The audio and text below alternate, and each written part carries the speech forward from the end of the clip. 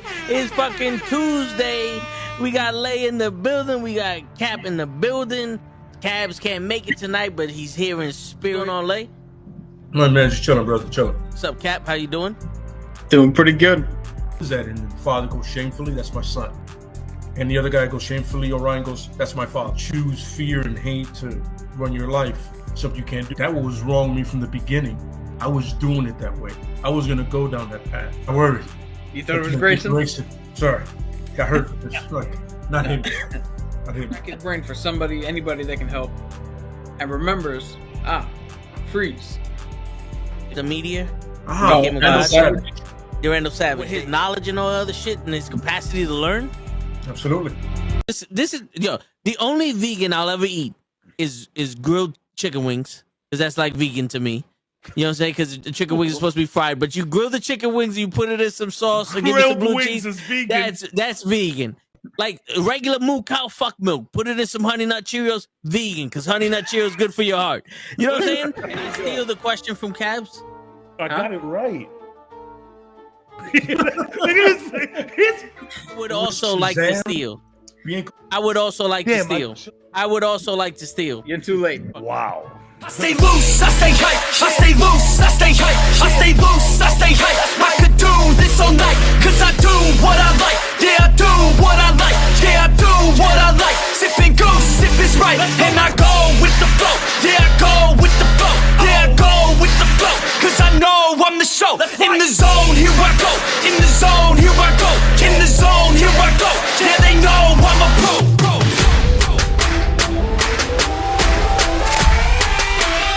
Let's go, let's go!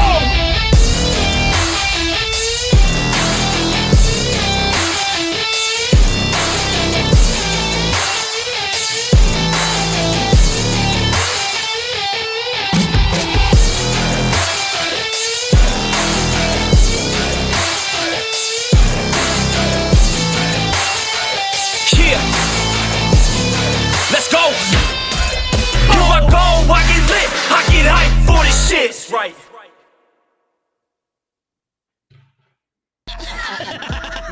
Word. He be like, I got a left elbow and a right elbow. I can break your face with an any elbow. Make sure that you get elbowed in your elbow with an elbow. Got the arm ball, get the phone ball, get around with the bomb with the bomb ball. That is gonna take you to Jersey Shore. What's going on, everybody? We are back on a Tuesday night, and we got some shit to talk about. I'm telling you now, Thor, Love and Thunder. But before that, as always, we got the best crew in the business. We got Kaz. What's going on, Kaz? How you doing, brother? What's up, everybody? Shout out Chadwick Boseman with his Emmy nomination for his performance as Star-Lord in What If. Everybody clap it up, please. Everybody clap it up, please. Word, all good, word. man. All good. Just, he definitely deserves it. Hell yeah, he definitely does. Rest in peace, King. Word.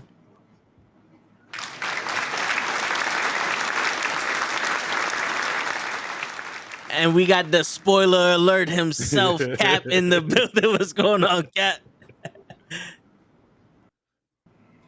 Yeah, I'm having technical difficulties on my end. You guys are like in slow motion, so I don't know how this is gonna go. Nice. They're always trying to fuck us over. We got Lay in the building. What's going on, Lay? Mine's chill. Ready to talk about a movie. Where are you that you need a mask? I've been at with a lot of people that people are gross. People are gross. Word. Yeah. Really We're gonna have to put that on the shirt. People are gross. That's a good shirt. Do you remember those evil Calvin and Hobbes shirts where like Calvin just like peeing on everything? Yeah. It looks, I don't know if it's Calvin himself, but it's like that evil version of it, just peeing on stuff. Just something like that, someone picking their nose and shit. Word. What's going on, Kathy? Welcome. Got fam in the building. Love it. Welcome, Kathy. That's awesome. That reminds me love those shirts. Yeah, those shirts are cool. Yeah. But yo, as always, we start the podcast off with Cabs and his questions. I know you got one today. I do. So we live in a world where it's full of ego. People are just full of vanity and stuff like that. And sometimes people are afraid of, celebrating their own successes, because they don't want to be looked at a certain way. But let's change that rhetoric around a little bit. I want you guys to tell me something that you're proud of that you've accomplished in your life. And I'll start while you guys think. I've mentioned this before. When I was a kid, I was, like any other kid, watching a bunch of movies, 80s, 90s, you know how that goes. Yep. And one of the coolest things that I would see in movies is people working at a certain job and getting flown to like another job per diem and working somewhere else. And, I always wanted to do that. I always thought that was fun. And in 2015, I got my opportunity to do that. My job sent me to different campaigns. I was flying for like a year. I was in Pittsburgh, Arizona, Atlanta, and just started new campaigns. Man, they gave us money to eat. I didn't spend $1 eating. I'll never forget, man, getting back home after that experience and having to spend my own money on food. I was like, what the fuck? This sucks. They gave us cool cars. We were like rock stars everywhere we went. People were like, oh my God, where you guys from? And it was just super cool. It was a super proud moment in my life that I got to do that, especially because it was something that I've seen as a kid for so long, and always thinking to myself like, damn, I really want to do that. I want to work somewhere and have them send me somewhere else and just work somewhere else. And just, it was fun. The hotel life, just, chilling the telly, reporting to work, getting back, looking and enjoying these new areas. Super fun, super big moment in my life. And I was very proud that I got to do that. Now, will I do it again? Depends, because that shit is rough. Again, there was fly us home once a month. Yeah. To come back to your regular life. And, I have my son was born at the time already. So seeing him, and obviously there was hardships with it, like obviously missing my son, stuff like that. But it was super fun, super proud that I got to do that. And in interviews, when they ask me like something that you're proud that you accomplished, I say that all the time. They're like, Nice. "Oh, so nice." So yeah, let's it's good to be proud of yourself sometimes. And I just want everybody out there to know that, like, it's okay to be proud of yourself. Don't be a show off, of course, but it's okay to speak about your successes and be proud of yourself. You're here, you're doing it, you're surviving, you're living. Yeah. Be proud of that. Oh yeah. Anybody want to go next? Or? I literally hate talking about any successes and all that shit because That's why I did it. Yes. To succeed is what you're supposed to do. You're supposed to succeed. This is not. But if you give me a second, I'm gonna go real quick. I know exactly what it is. I'm gonna go find like a show and tell thing if we want to do this. So somebody else go. I'll be right back. I'm all for it. Yes, this is what I'm talking about. It doesn't necessarily have to be something that you succeeded at. Just something you're proud of. Could be something you collected. Could be someone you met. Something that you're proud of in your life. You got one, Otto? Well, I got a few. The thing with me is I take pride in a lot of stuff that I do because that's awesome, man. Because a lot of the stuff that I've done has always been the hard way. Like that's the motto of our family. It's always the hard way. And there's really been nothing that I've got that was easy. You know what I'm saying? I hear you. That's why you celebrate that shit. That's what I'm talking about. Yeah. So like when I got my internship with Toyota out of high school, that was a proud moment for me because I wasn't supposed to get an internship. I had to sell myself to these people. Yeah. And I'm pretty sure I told you guys the story of this before, right?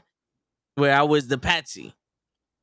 So I went to a vocational school, and because I missed so many days, I was a truant, and I was bottom on the list of the kids that were had the good grades and everything like that. So I was used as a patsy, and I was like number 161, and I would go on interviews with like the top 10 students, and they would always be like, "Oh, we want these kids," and I would never get picked. So one time in school, we had the managers of the dealerships come to the school to see how we operate, and the dickhead teacher had me telling everybody where to park. So while I was telling everybody where to park, I was like, "Hey, how you doing? My name is Vince. Blah blah blah. Yeah, I work in this class. Blah blah blah.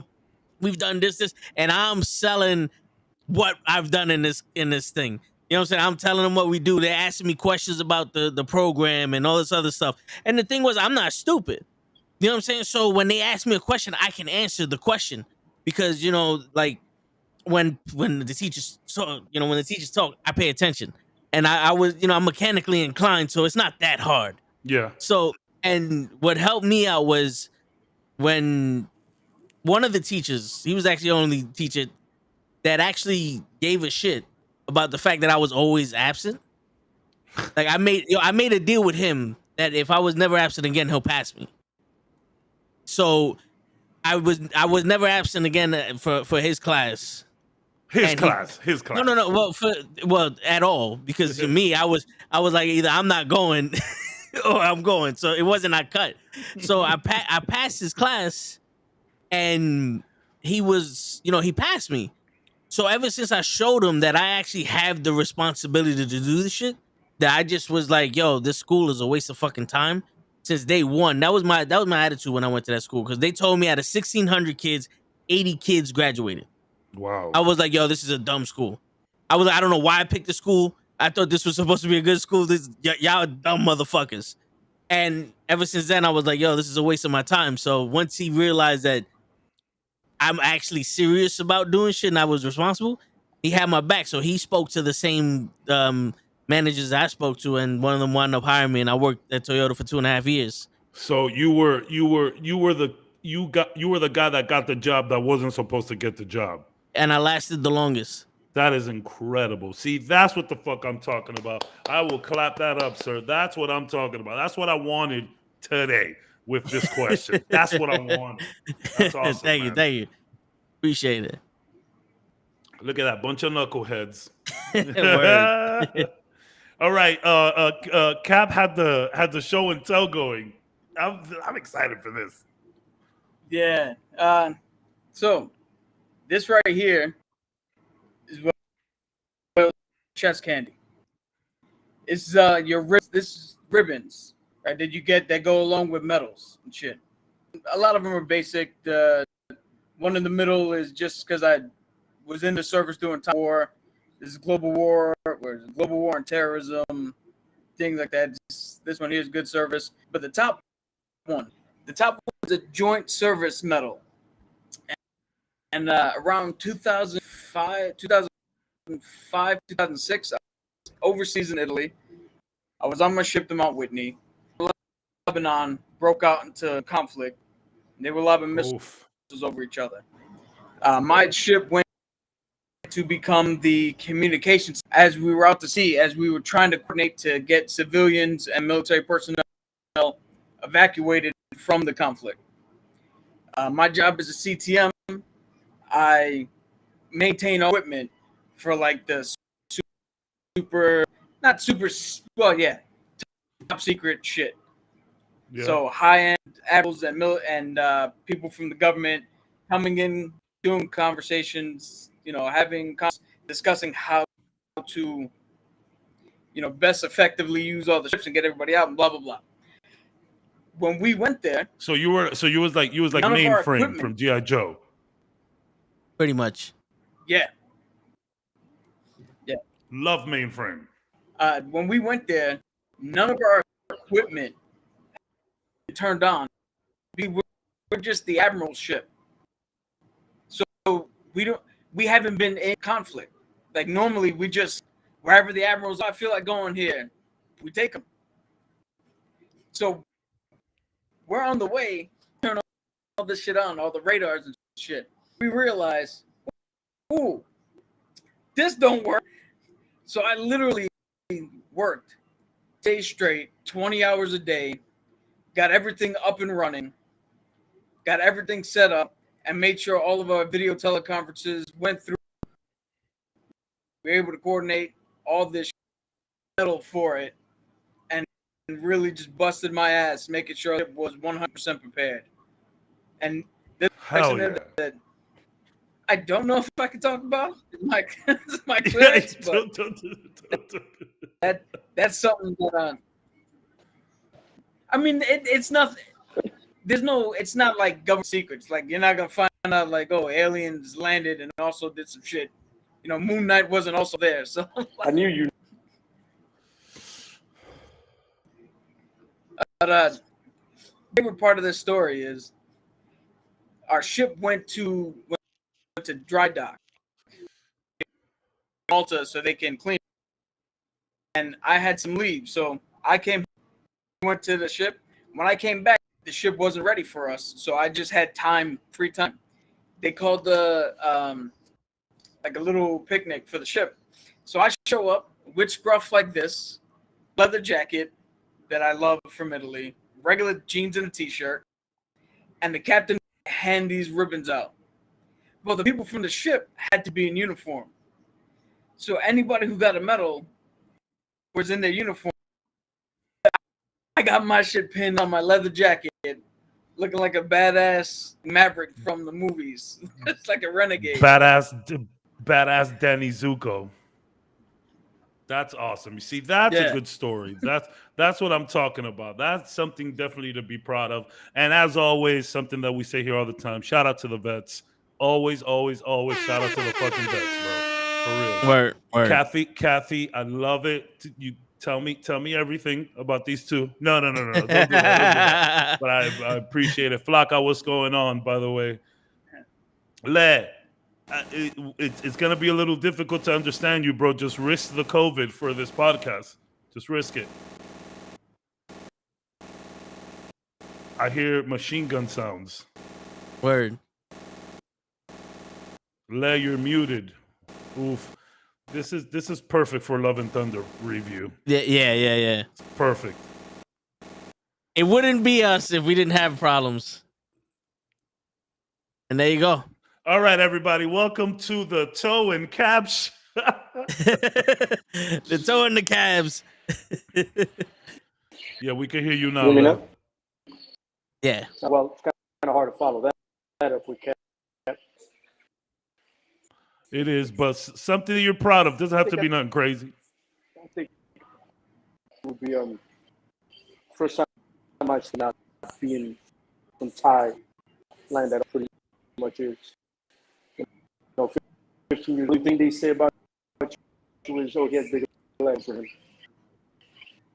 But sparring section, I kind of kept climbing up, and I kind of that little sentence with it, and fitness was being an outsider and being accepted by everybody. The moment where we're going out to get a drink, I'm 16, I can't. Let's go.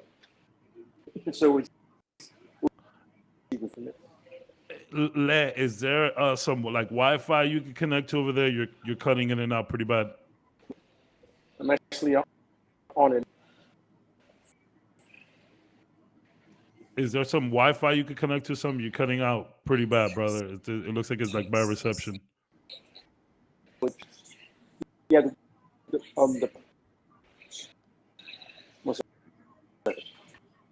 Yeah. Take a yeah. See what you can do, but yeah. He's probably gonna beat somebody up. I think he was telling us this. I think he was telling us his like own little League of Shadows stories where he like moved up some kind of fighting ranks or something like that. I think that's what happened. I think that's where we were at. He did the Kumite. I think he said Ra's al Ghul showed him the Lazarus pit. I think so, something like that. Yeah. That's what I got from that. Yeah. To the wild.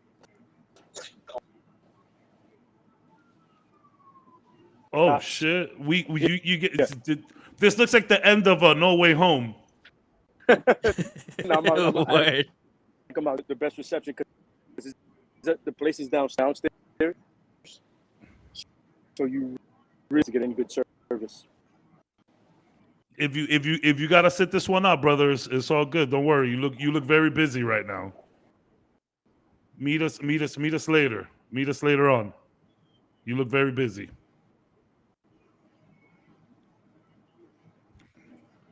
So yeah, I think we got our question. You know, there's some technical difficulties, y'all. Sorry about that. What's going on? So, oh, that's Karma. What's going on, Karma? Yeah. How funny is it? Technical difficulties when you're like, hey, brag about yourselves. Yeah, right. Thank you, knuckleheads, for messing up my question. But mostly me. No, All right, Cap. we got it all around. Yeah, your Cap's going through the same shit. Oh, Jem was my bad, Jem. Go ahead, Lane.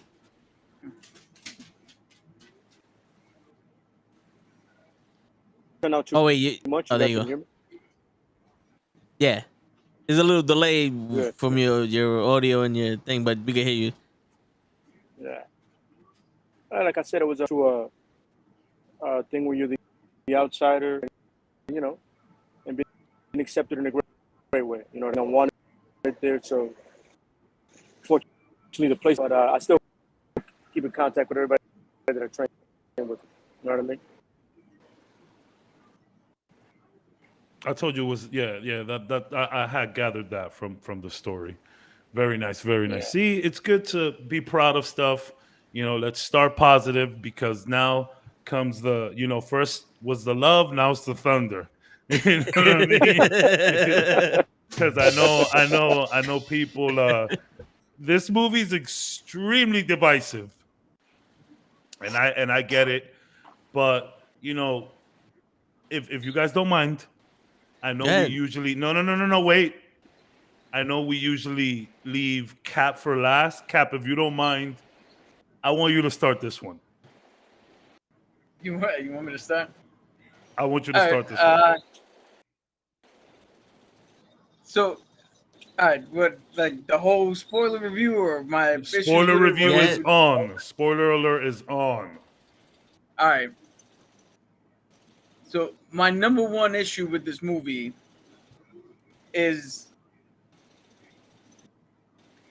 I'm gonna do something similar to what I did with the Spider-Man movie. Although, in my opinion, this movie's still not good. But for me, I don't like. I needed more storytelling. I needed storytelling. Something compelling. We had Jane Foster who was going through the actual cancer, like in the comics. She had cancer, and that she had the hammer, and there's a compelling story to tell, but they didn't tell it. They used that storyline, but they didn't tell it.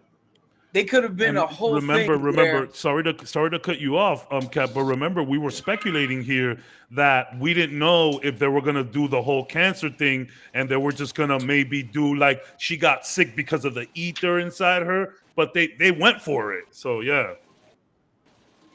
Yeah, but even within that, there is a compelling storyline, and you could have wrote because Gore wants to kill all gods because the gods did not help. They didn't give a shit. Well, then you have Thor, who's a god who loves Jane Foster. You could have made it that the ether being put in, pulled out, put back, gave her the cancer. So the reason for the cancer was Thor's love of her and trying to save everybody from the snap. And that could have tied into Gore to where, and that's another storyline that they used part of, but they didn't do it effectively enough for me. Because how cool would it have been if Gore saw him killing gods? We didn't see him kill anybody except for the first guy.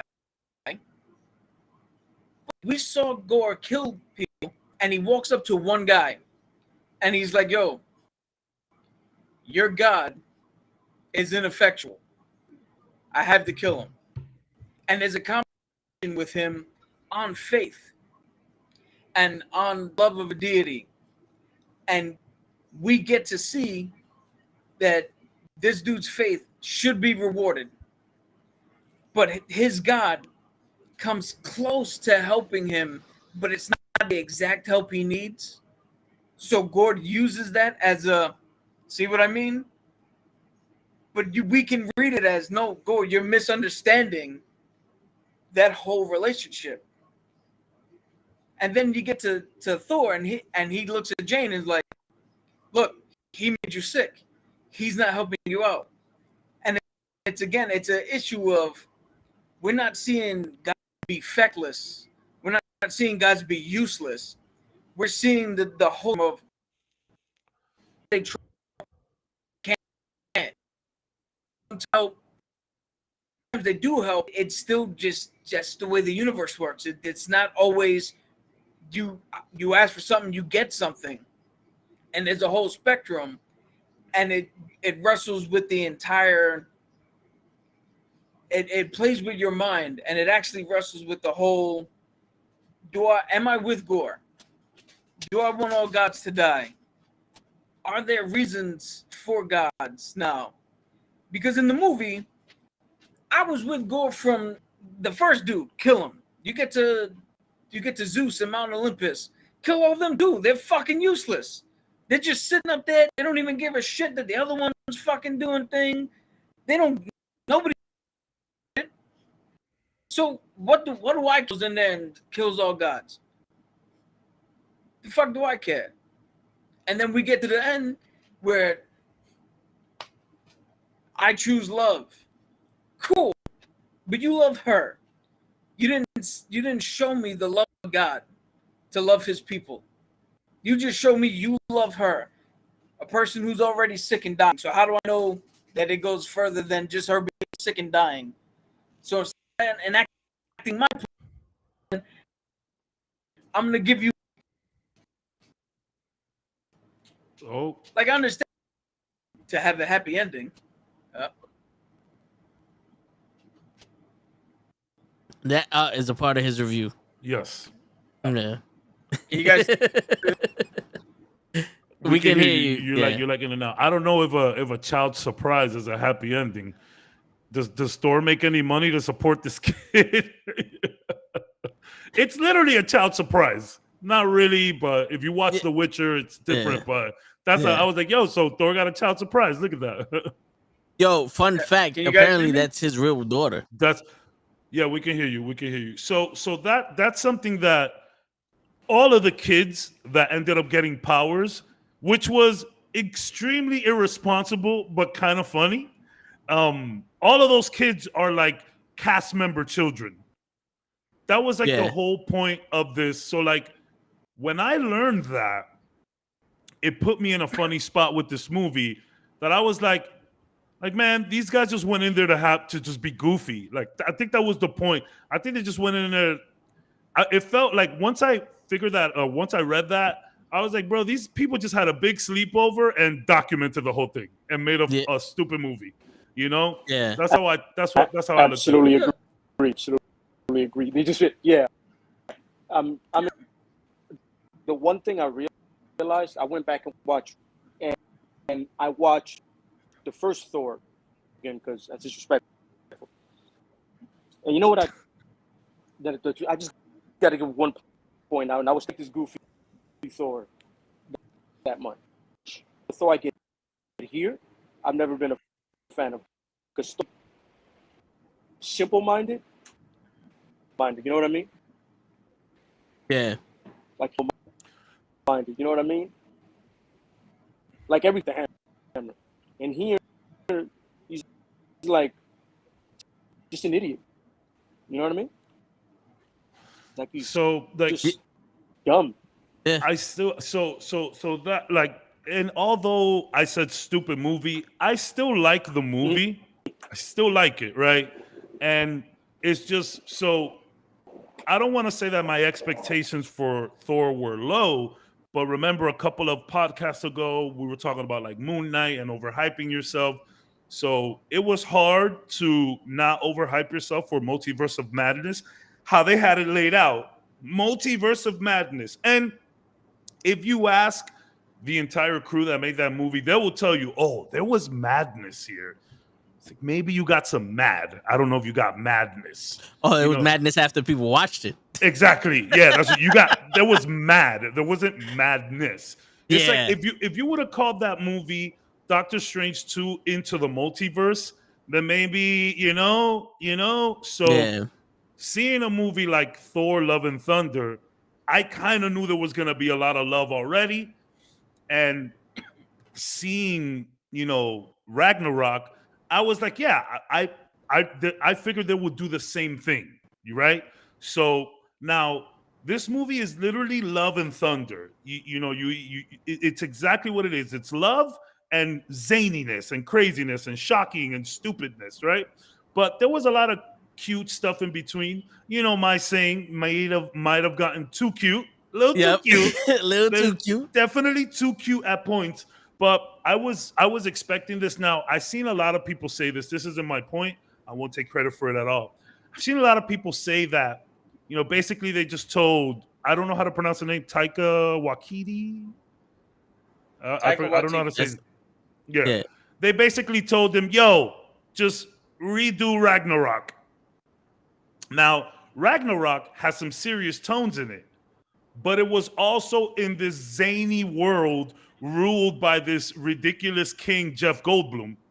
So all the serious stuff kind of took a back seat there, and it all made sense within that world. Yeah. Here, we got Jane going through something crazy.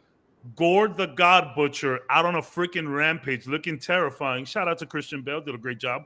So, like, some of the zaniness didn't land the same as it did in the first one. So, a lot of people are saying that the difference in worlds was what kind of lost everybody here, where the first one was serious but it got more serious at the end when Asgard and all of that happened. But this time it felt a little different. There was like more realistic shit going on. So is that a point that I agree with that point? But I still, and man, some of the jokes were really dumb. Like the memes, the goat meme, like, bro, after the second scream, cut it out. Now, some of the stuff I did find funny, even though some other people didn't, like when he goes up to Sith and she's dying, and he's like, oh, she's like, I thought I'd be in Valhalla. He's like, maybe your arm's in Valhalla. Like, I thought that was funny. It was goofy. I get it. But it was just, it did lean a little bit more towards what if Thor, you know? It did. But I still think there was a good movie. I think it was a good ending. I thought the fight in this negative-looking black and white world was kind of fun. It was cool. I really enjoyed Jane, seeing her as the mighty Thor. That was awesome. The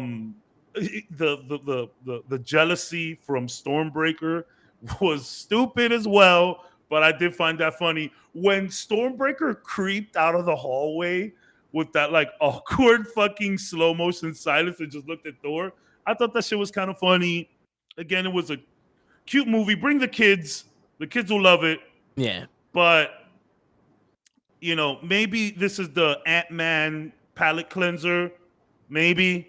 But when someone tells me they don't like this movie, I understand. I'm not going to fight you on it. But I still did enjoy it very much. Yeah. Before you guys, I just want to jump in to ping off of something Cap just said. The whole Lady Sif thing. You have Thor, who's lost himself. Again, right? He doesn't know what he's fucking... It looked like he healed before, but apparently talking to his mom didn't do anything. He's still... You have the Warriors 3. His best fucking friends. The people he should have been able to turn to in this time. You killed them off like they were nothing in Ragnarok.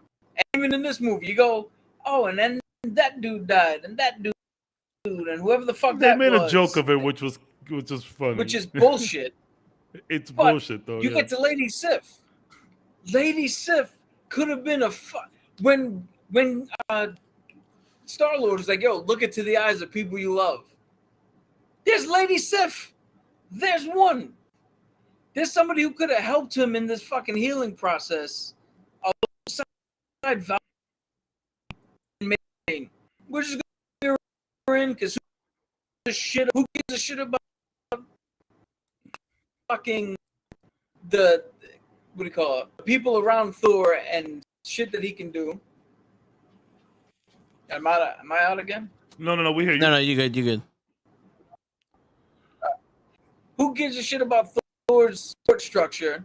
Just make him an idiot, and let's just not only kill off everybody who should be around him, make them insignificant. So That's you know what I what's have a funny? problem with. And to go back off you, first of all, I am not enjoying these 2-hour time limits. Give us another 15, 20 minutes of some story building. Like I said, the same thing about Multiverse of Madness. I would have liked a little bit more time with the fucking Guardians of the Galaxy.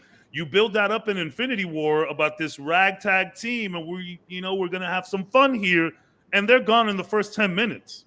Like, I didn't expect them to stick around the whole movie. This is a Thor movie, but I wanted to see a little bit more of that. And off Cap's point, how they just they killed all off of his friends, and they made it a joke like, oh, you don't know this person, you don't know this person. So I don't know, maybe Marvel needs to stop listening to fans.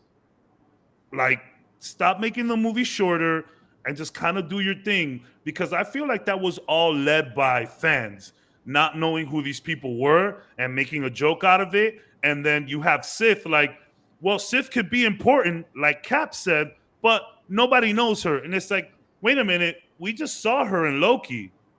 You know, it would have been cool to have something with Sif. I did like the Armin Valhalla joke, I'm not gonna lie. I did. But this movie was very much hit and miss, like literally for me. Some things worked, but a lot of other things didn't. You know, so we haven't let you go. So no, well, so one thing I've noticed while thinking about this movie is that a lot of these characters, their movies serve a purpose. So, like you mentioned, Ant-Man. Ant-Man introduced the quantum realm. Yes, sir. Right. So I'm thinking like, all right, Evangelista, what's going on? So I'm like, yo, what is Thor? Thor introduces weapons. So Thor 1, he introduced Mjolnir, right? And Loki wanted to take Mjolnir to rule Asgard. That was the premise of it. And then Thor had to be worthy of it. Thor 2, they introduced the ether, which turned out to be a fucking reality stone, which was one of the weapons that Thanos wanted to get to destroy half the galaxy. Ragnarok, Thor had to go get the crown so that guy can destroy Asgard to kill Lady Death or whatever. Hela. There you go. Yeah. So I'm saying like, okay, he's introducing weapons. So the weapon in this movie was the God Killer sword, and they didn't show the true power of it, which I'm hearing that sword is symbiotic, and that's where the symbiotes come from, the same place that sword came from. Which they can't elaborate on because of licenses, unfortunately. Yeah, yes. So I get that. But they didn't really show the true power of this sword, right? So they destroy it. And now it's like, is the girl the weapon that they needed? Because, or the lightning bolt. Thunderbolt. Well, that lightning bolt did jack shit. That shit didn't do nothing. It didn't do jack shit. There was no need for it. Somebody.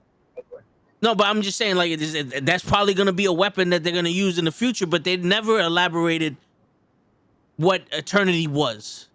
You grant one wish. Okay, she came back to life, and that was it.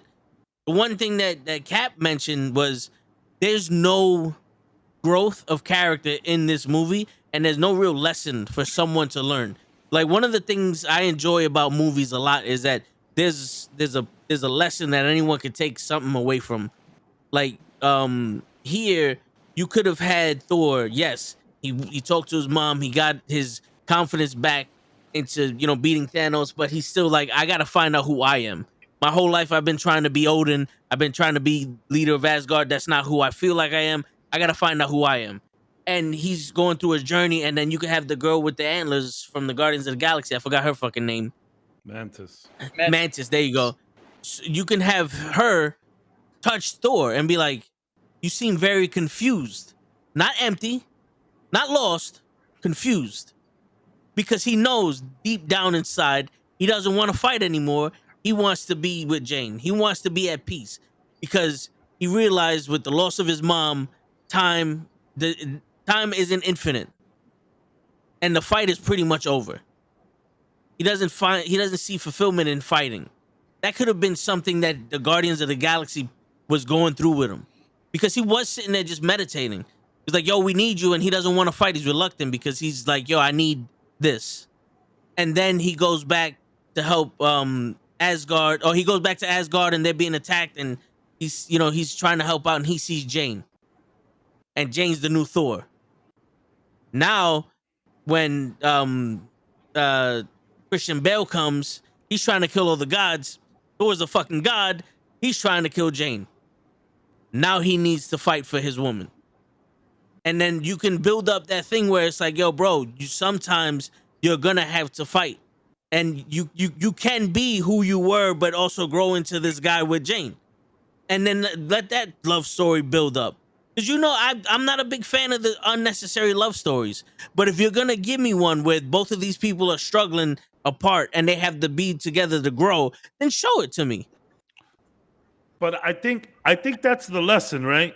The lesson is letting go. His whole thing to Jane is like, "Yo, don't pick up the hammer, it's gonna kill you." And it's like, "No, I make my own decisions, Thor. Like, let it go. I'm gonna be here for you." And we just kind of saw that in Miss Marvel a bit, where it's like, why are you so worried about getting to where you're supposed to be? Like, there's no rush, man.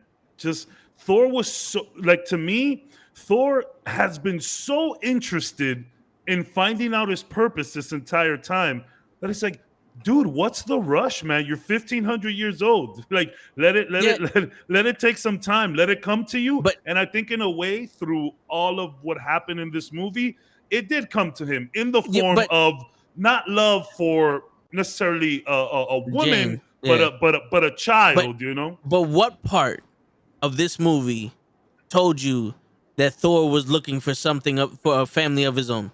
Well, not that he was looking for a family of his own, but he was looking for something. But I'm saying, like, there was never a part where he was sitting there going, "I'm trying to have I'm trying to settle down. I'm trying to grow." Like, you know how a man comes in his life where he's like, "Yo, I'm not 20 years old anymore. It's like I don't have the energy to do all this other shit. I think it's, I want something for myself." There was no part that signified, something. Maybe Thor needs something bigger than himself.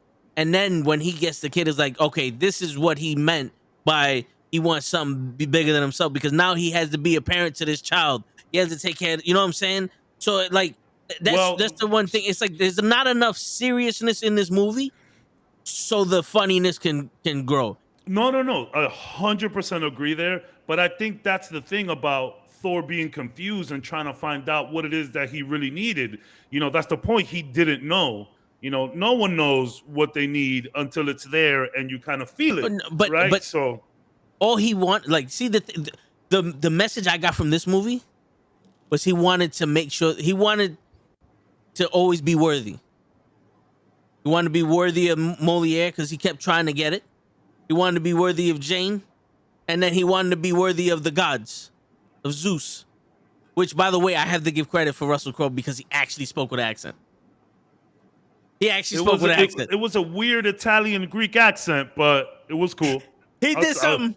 He did something. He did something. Yeah. He did something. Yeah. Not like The Rock, but he did something, But so yeah.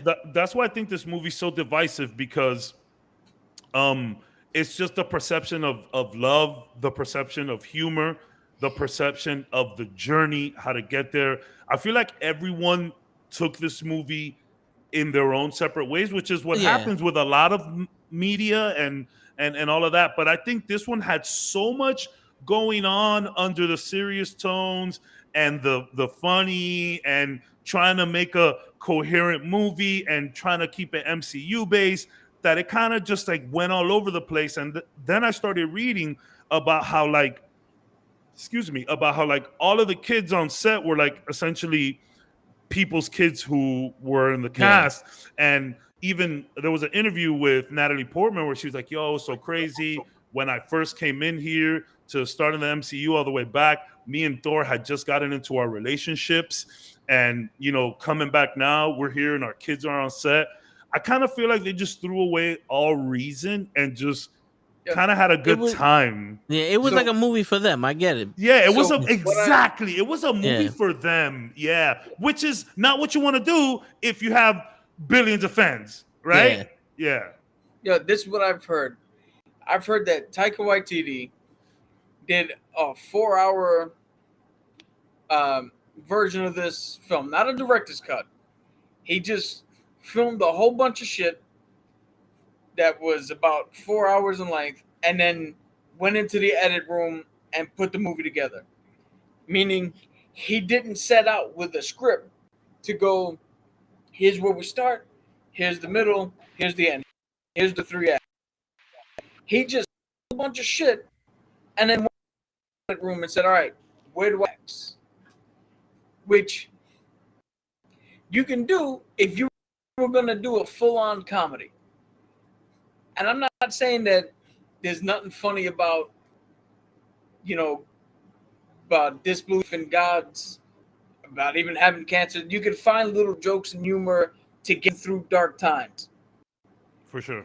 But what you can't do, in my opinion, is go, we're a full-on comedy. Oh, by the way, she's dying of cancer. And it's going to be real sad. And she's going to have to make a sacrifice. We're a full-on comedy. Oh, by the way, this dude hates all gods and is trying to kill gods because they don't give a shit about their subjects. So What? it's I completely agree, which is why I was saying this movie is literally just that. It's love and thunder. It's love, it's the love of a person, want them to stick around, wanting to help, and then all the crazy zaniness. And it's like you would think it would work for a Thor movie, especially how the last one was directed. But it just kind of went all over the place. And what Cap just says makes a lot of sense, that you just made a 4-hour movie and piece things together, because that's exactly how there was so much going on here. And then what they set up for the future, like I was talking to someone about it, they were like, bro, another villain, more villains now the gods are involved. What the hell, you know? There's a lot going on here. Yeah. There's one thing I want to bring up real quick. Like more. That's what I'm saying. And the fact that I know the guy from another show, I was like, I'm with it. Everybody liked Hercules. Everybody liked Hercules because of the actor playing Hercules, for sure. Who is that? I don't know who that is. I didn't know him, but everybody like loves him. Oh, okay. The show called Ted Lasso. You know what I'm saying? It's fun. It's like it becomes a soccer coach. Yes. Euro, yes. Right. Okay. And it's pretty much a fish out of water thing. Everybody starts to really fall in love. Good dude. He's just trying to do good. You know. But yeah, he's one of the stars in it. But he's also like enough that you find him as a viable threat. Like it's that point, you're like, it's either having a problem with he is Hercules. Yo, let. I love you, but you're cutting in and out big time. Like, yeah, I could barely get home, brother. Get home and then talk to us. Get home and then talk to us. Cause I don't want you to fucking get hit by a car trying to do this fucking podcast, bro. But it's gonna be like fucking Hercules, meow. You know what I mean? Word. God forbid, bro. I got a question. I got a question for everybody here, because the movie ended with Thor now having a kid, and Toe brought it up. Like, where the fuck did this come from out of left field? Right? Where did the whole kid thing come from? Now, I got a question. If you're like Thor, right? your family in that, your dad's dead, your mom's dead, you had to kill your sister, your brother's dead, the Warriors 3 are dead, Sis fucked up, Jane's died of cancer, Dying. Heimdall's dead. Well, she eventually dies. Heimdall's dead. Yeah. The Avengers fucked up. Half the universe died. You came back. Now they're disbanded because apparently nobody ever that questions them or brings them in. The Guardians of the Galaxy fucking left you and didn't want you around and couldn't wait to get rid of you. What in that says, hey, you know what I need? Get a child. Well, I mean, he didn't Where want it. Where does that come from? It's funny because he didn't want it, and I was like, damn, y'all just kind of threw this on Thor because Jen was like, don't worry, she'll be looked after. And Thor was like, you fucking giving me a kid? What? Like, because Jane is the one that says it while he's dying. She's like, don't worry, we got it. And it's like, bitch, we got it. Like, I'm going to have it. What are you doing? Why are you doing this? I don't want this. I'm telling you, like, that's not a happy ending. My man got to do homework now. He's an idiot. That's not a happy ending. That was the scariest part of the movie for me. Now you just got a kid to take care of out of nowhere, and you don't even know how to take care of yourself. Word. But now, that's another thing. We left off. So again, we brought it up last week. I'm not fucking religious at all. But if you go to this with the belief of deities, your only logical outcome is, unless your God is Thor and is going to raise you and be there physically and protect you, your God is fucking trash. And it's like, but that's not how that works. That's not how faith works. That's not, like, you can't tell me that all the gods are trash. Cool. So then Thor then is not a god. Because there's exceptions to every rule, but the only one that we're looking at is the exception. Yeah. So it doesn't make sense. He bleeds red like us. He doesn't bleed gold. Yeah. So then either he's not a god, or he is a god, in which case, like, he's not when they showed up, when the Asgardians showed up, it didn't feel like the gods were all together. It felt like Daniel LaRusso from the Karate Kid showed up and Enter the Dragon. And you're like, yeah, he might know some karate. He's not beating these like, these guys are on a completely different fucking level than he is. Yeah. I hear you. There was a lot of weird stuff, man. It was weird. I still like the movie, though. I want to mention one thing, though.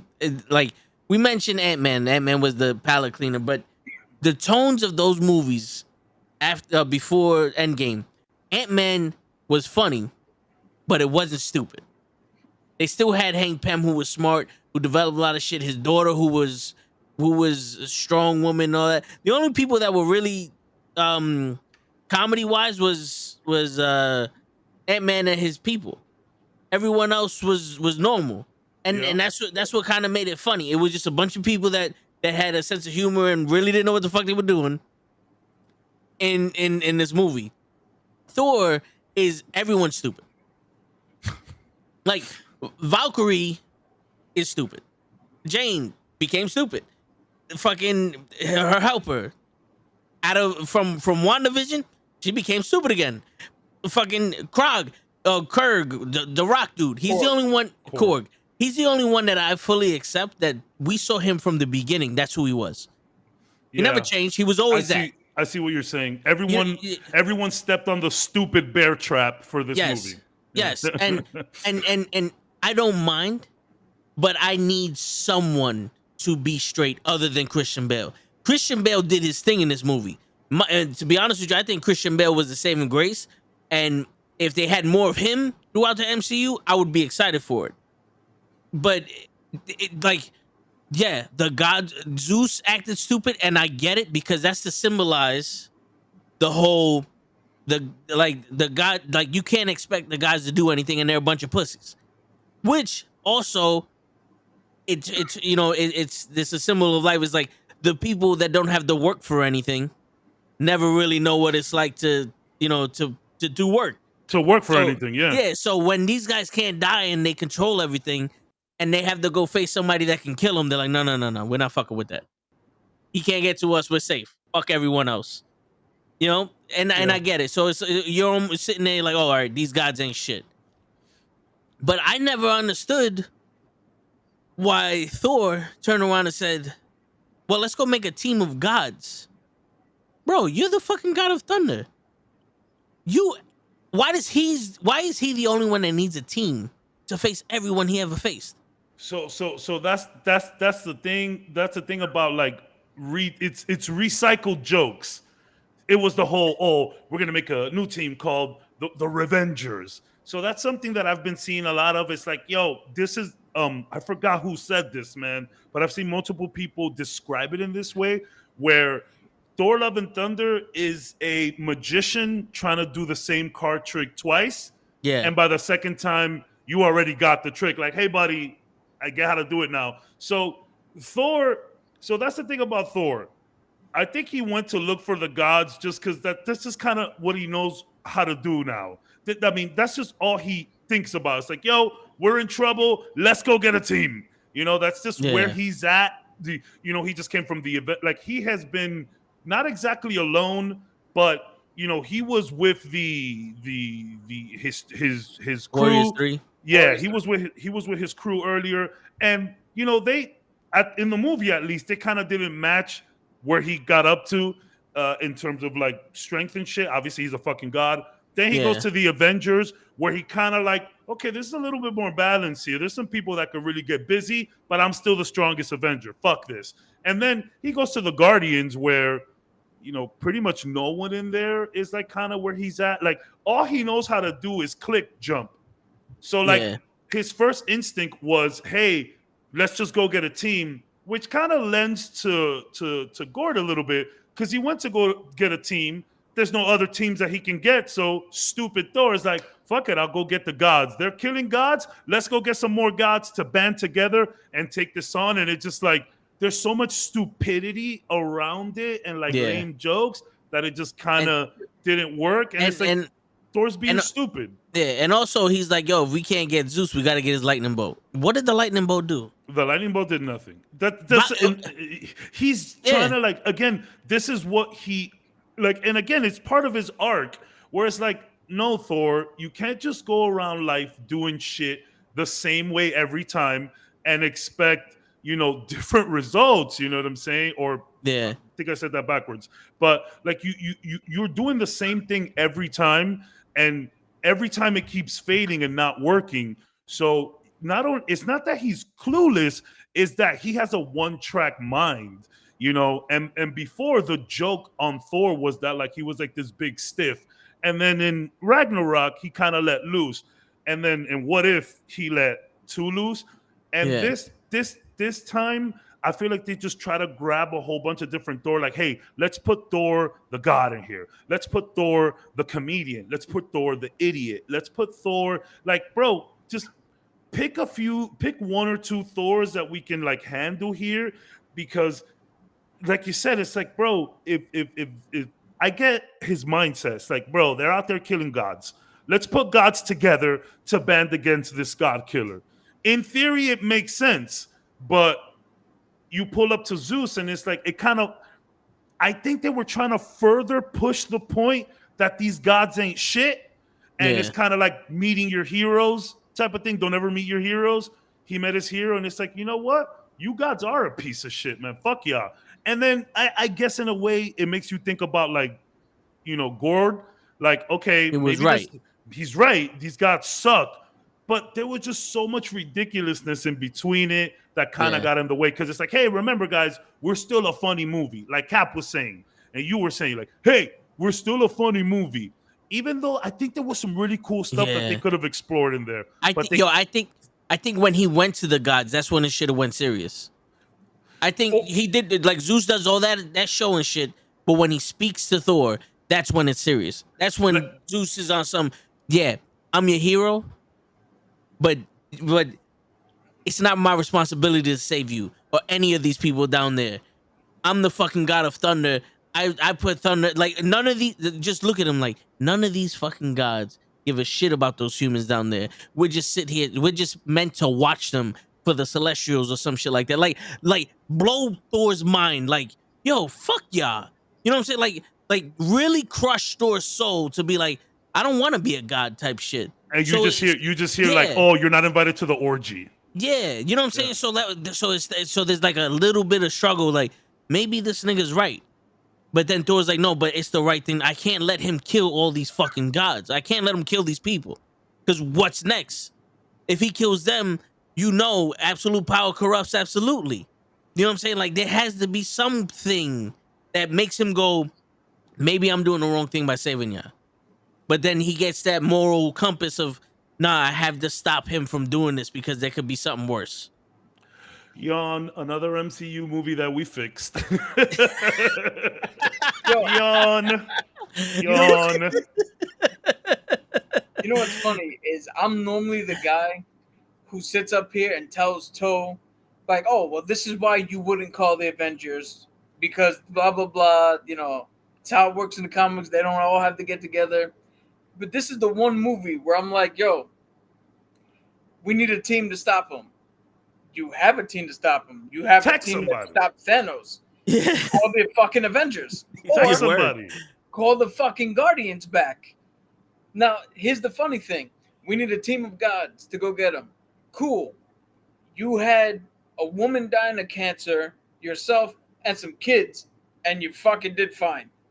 Yeah. Like 3 of you went up there and did. So what did you really need a team? Yeah. Like it would have been better. See, this is the one time where it would have been like, hey, go to Omnipotent City. Yo, go to the God Butcher. It's in here. He's trying to kill all you. And then Zeus is like, oh, we're locked down because he's got the sword. He can kill any one of us. He's trying to get to eternity. Cool. You take your protocols. You lock yourselves down. Because that's still gonna show us, oh, they give more of a shit about themselves because they're hiding away in the bunker when shit hits the fan. Yeah. But then again, you're still on Thor's side where you're like, yo, we have to stop him because these So you hide in here, enact your shit. I'm gonna go call my group, and we're gonna go fucking handle this. In a way, like, and again, you know what's funny? Like in a way that sort of happened because they go to Zeus, they ask for help, and he in a real flashy way he says no, but yeah, like we all know, like you're kind of scared, bro. Cut it out. You're scared, you know. So it's like I think the message that you wanted to be put across in that scene could have been put across in that scene if we're not looking at Hemsworth ass. If we're not talking about this massive orgy, if we don't have, Valkyrie like, oh, damn, Thor, you're looking so good. You know what I'm saying? If we didn't have the foolishness, then, and again, it sucks because this is kind of Taika's thing. And, Jojo Rabbit got so much praise for this comedy Jewish Hitler kind of thing that he did. And I've never watched the movie, but they have that real crazy scene with the shoes. Like, but you would think it would have worked out, but it didn't work. It just didn't work. But he gave so much reverence for sure to the controversial shit within the comedy. I agree. That's why it worked. Yeah. It's because he picked up on the absurdity of it and gave it the respect it needed so that it wasn't making light of that situation. It wasn't doing any harm culturally to anybody. Yes. Like it was comedy, but there wasn't memes. So that's the thing. Yeah. Defer comedy and memes. This is a big problem that a lot of people are having. It's funny because the goats in the trailers, everybody was like, oh shit, he has his goat ship from the Greek mythology. Everybody was with it. We all love goats. That's a new thing in the internet. People just love goats. But having them scream over and over and just be ridiculous. And at first it was funny because it's like, oh, Mighty Thor, thank you so much. Here's this gift. It's like, that's not a gift. Like, they're trying to get rid of these things, clearly. And again, it was just, to me, this is Thor instead of Thor Love and Thunder, it's Thor Hit or Miss. Like that's Yeah. how this whole movie felt to me, that there was really good stuff in here. There Yeah. was really some dope shit that we could have explored, but there was a lot of zaniness, and sometimes it got too cute. You know what's crazy? There is one thing I would say about this movie that we have not mentioned, that this part didn't need to be in there. All they needed to do was change the tone of some of these parts and maybe a few lines, and this would have been a fucking awesome movie. We got a good movie. Yeah. Yeah. Because the problem is this cannot be 100% comedy. Not when you have a guy that's trying to avenge his daughter's death from the gods. That's a serious topic. When you have a woman that has cancer, that's a serious fucking topic. When you have a dude that lost himself and he's trying to find himself, that's a serious fucking topic. Yes, there can be comedy within it. There can be jokes. I think if that was serious, the goats would have been funnier. The goats would have been way funnier if those parts were serious.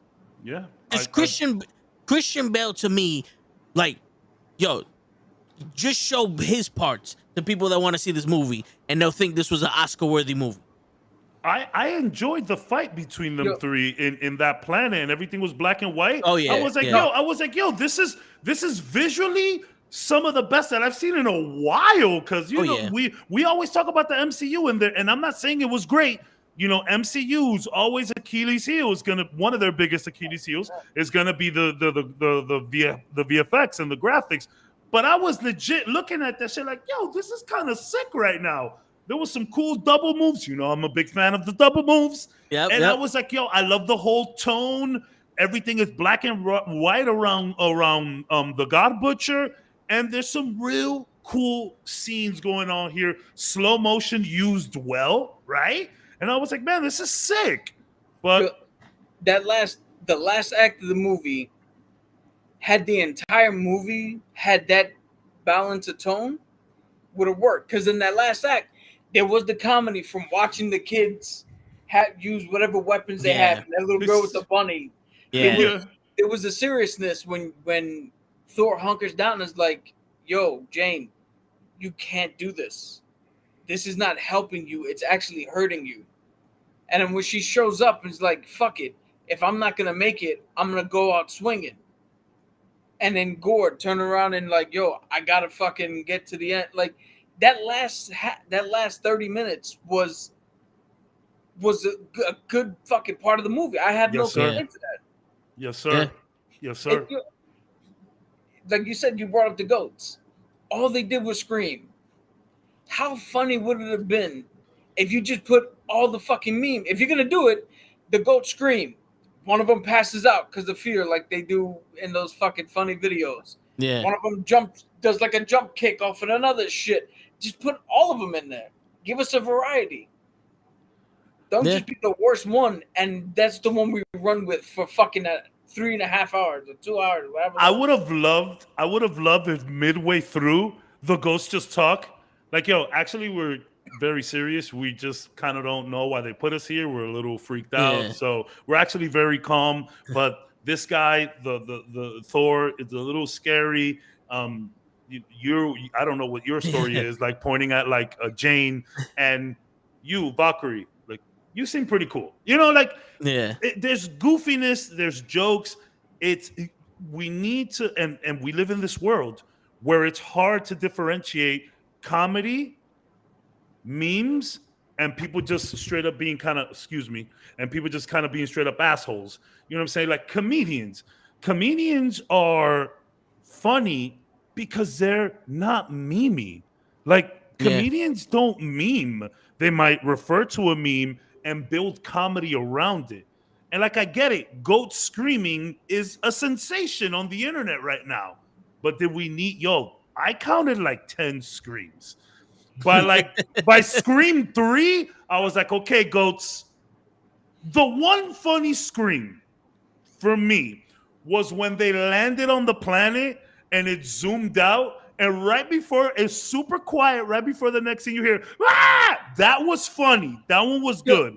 Yeah, when they ran into the planet. None of them was funny to me, except for the one, I think, when they're in Omnipotent City and they're about to hit the glass.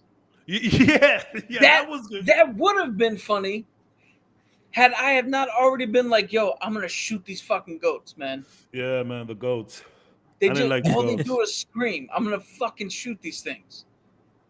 And the reason it works on Instagram is because we're not watching 15 videos back to back about it. Like if you want to search goats and laugh at it, that's cool. I've seen videos with goats screaming, but like it's not throughout the entire day. It's only so long I'm gonna take these goats screaming.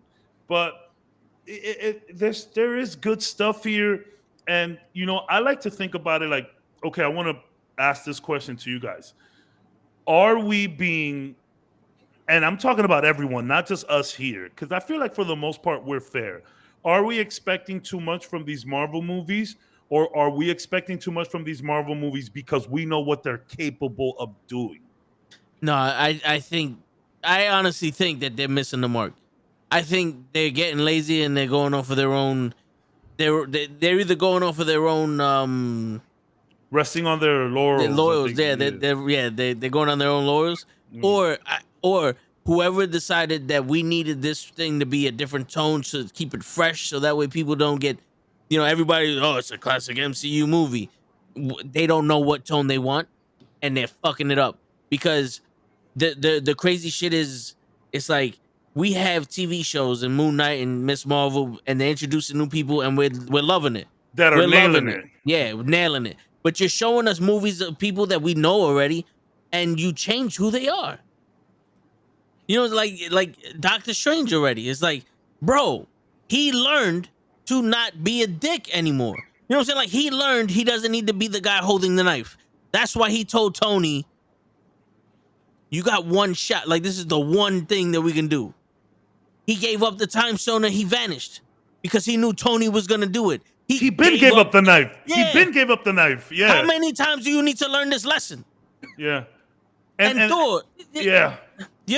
And Thor is like, how many times do you need to figure out who you are, Thor? Yes, You're the that's fucking my mighty problem. Thor. That's you learned my it, problem. Yeah, you learned it in Ragnarok. You learned it in Endgame, and you're learning it here, nigga. Like, get another tutor if you're not gonna retain the knowledge of who you are. So, and that's the point that I was talking about with earlier mentioning Miss Marvel, where her grandma says, "Yo, but what's the rush of figuring out where you are, of who you are, where you're gonna go? What's the rush?" So it's like Thor wants purpose so bad. We keep giving him purpose every time, and every new time there's a new purpose. He's like, bro, we all thought that you were just gonna kind of be retired here. This guy comes out of nowhere, and it's just, one last rodeo for this guy. And it's like, we don't like, and it is part of Thor's character where it's like he never truly fits in, right? Like he wherever he goes, even because like now amongst gods, he's acting real human, and amongst humans, he's a god. So it's like, and I want you to find your purpose, Thor, and I'm okay with it as a message. But Toe brings up a good point, like, bruh, it's been 6 years. It's been a couple movies. Do you got it yet? So my whole thing is like, maybe Thor, let's not rush your purpose. Just let it come to you, which is why I'm okay with them giving him the kid. Like, it's what I was saying earlier as a stupid joke. It's not a happy ending because now you got to take care of a kid, and as a parent, it's a joke like that. But it's like, I'm okay with them giving him the kid at the end. Just like, here, take it. But like, this whole thing about you finding purpose is like, bro, you got your purpose. Like, you've been around, you've been in love, you've saved the world.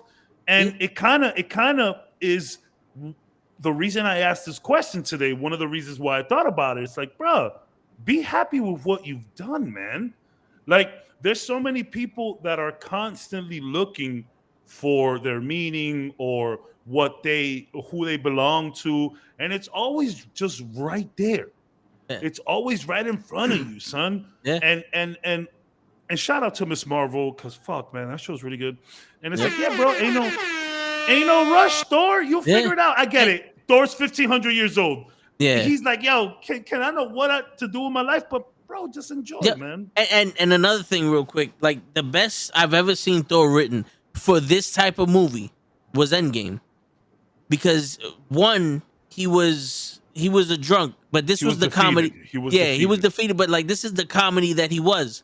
Everyone's doing this epic shit, and you just hear the like he's sleeping. I think he's dead. Yeah, you know what I'm saying? And then he's like, "Yo, we got beer in the plane. All right, I'm in." You know, and then even when they're fighting, he still does that. No, you take the little one. You know what I'm saying? Like he has to be the man, no matter what. So But this one, basically, what you're saying yeah. is bring back the Russos. Yeah, no, but you know, like, dude, like I said, we know who fucking Thor is, and I get it. Zeus is the oldest god; he's the king of gods and all other shit. I get it, but when the fuck were you this pussy? You know what I'm saying? Like, you were the king of Asgard. You went there and like, look. Why are you fan struck? Why are you like? I can understand you go, oh, there goes Zeus, and respecting him as a warrior, whatever the fuck you want to respect him as. But my man, you were the protector of the 9 realms. You fought everybody and you held the dying star together while you made fucking Stormbreaker. You know, like Zeus, yeah, but you ain't shit. Especially after you threw the lightning bolt in his fucking chest with no problem. Easy. With no problem. Like, yeah. Easy. That shit was and then right. and then they go, oh, you killed Zeus. I don't know what they think death is, but if you're still alive talking to Hercules, talking about, yo, get these niggas afraid of us again, I don't think you're dead. I don't think you're dead. Well, yeah. You know, it's the MCU. Is anyone ever really dead? Like Jane is gonna come back out of Valhalla as a Valkyrie, which is based on the comics. So maybe that happens. And like, I don't want to sound too flip floppy here, but it's like, Thor, just, you know, maybe take it easy. Maybe on your next movie, maybe the next movie he's gotten the purpose, and we could just finally see a more relaxed Thor, where he's not so confused, where he's a little bit more sure of himself, and you know, there's actually a plan here or something. And, and I mean, look, and talking about the post credit scenes, Hercules was not one of the most liked characters in Thor. Like, not a lot of people love Hercules, right? But they fight a lot. I can tell you that. I don't know much about Hercules and Thor, but I can tell you there was constant scrapping. So this seems like a real threat for Thor now, which is cool. But maybe next Thor movie, and I kind of thought Thor was done, and I saw the Thor will return again. I was like, okay. I thought this was Hemsworth maybe last, or maybe last solo. I don't know what's going on there. It's the MCU. But maybe the next movie we just let's get back to form. Let's structure a little bit. I don't, you know, maybe stepping out of what Marvel does well to appease people is just not working out. Marvel, just go back to what you do. Get good directors. Let Feige run the show, and let's get back to form, because we've seen you try a lot of cool things, and it's great. And Cap says it all the time. It's like, yo, formulaic or not, it works, and you could still step out of your form, but still be, you know, still honor and pay homage to everything before you. So cool. But let's get the craziness from Ragnarok. Let's contain it, like Doctor Strange contained the spell. I'm not telling you to go full Dark World, but I'm not telling you to go full retard either. Sorry, I don't mean to offend anybody, but you know, talking about RDJ, obviously, because if this is the perfect example of going full retard. I don't, you know. Again, not to offend anybody. I know we're not supposed to say that word anymore, but it's for added effect. Yeah, and I still enjoyed the movie. It's an enjoyable movie. It is a very enjoyable movie. Bring the kids. Yeah, but the one thing that it doesn't do, just like Doctor Strange, it doesn't push the story further. It doesn't push the story unless now we got 2 new kids with America, Vespuccia, and Eternity. We got 2 new powerful kids in the MCU. If that's your purpose for these 2 movies, you could have made a TV show. You could have made an infomercial and said, "Oh, by the way, these girls are in the MCU. Look at their powers." I'm okay now with everything being a TV show, and then bring it together for like the Avengers level stuff. Because even if we look at phase 1, 2, and 3, there was a lot of misses. You know, Iron Man 1 is good for what it is to start everything. And Iron Man 1 was a great film. I love Iron Man 1, but there was problems. Yeah. Iron Man 2, Iron Man 3 I revisited, and I give it some dap, but still. And then we have First Avenger. First Yeah. Avenger, I personally love First Avenger, but we've discussed here has problems. Then, Ant-Man's, Yeah. but then they will get together for the Avengers. Yeah. Like, as good as the MCU has been from the very beginning, it was when we got to Avengers 1 that everybody was like, whoa, Yeah. this is real. And then we had a slip up with Ultron, Yep. which was made up by Civil War, because I don't care what anybody tells me, Civil War is a Captain America movie, but that's an Avengers level movie. I don't care what Yeah. And then we have Infinity War and Endgame. So it's like, yeah, they would constantly put out mediocre stuff and then band together for the big stuff.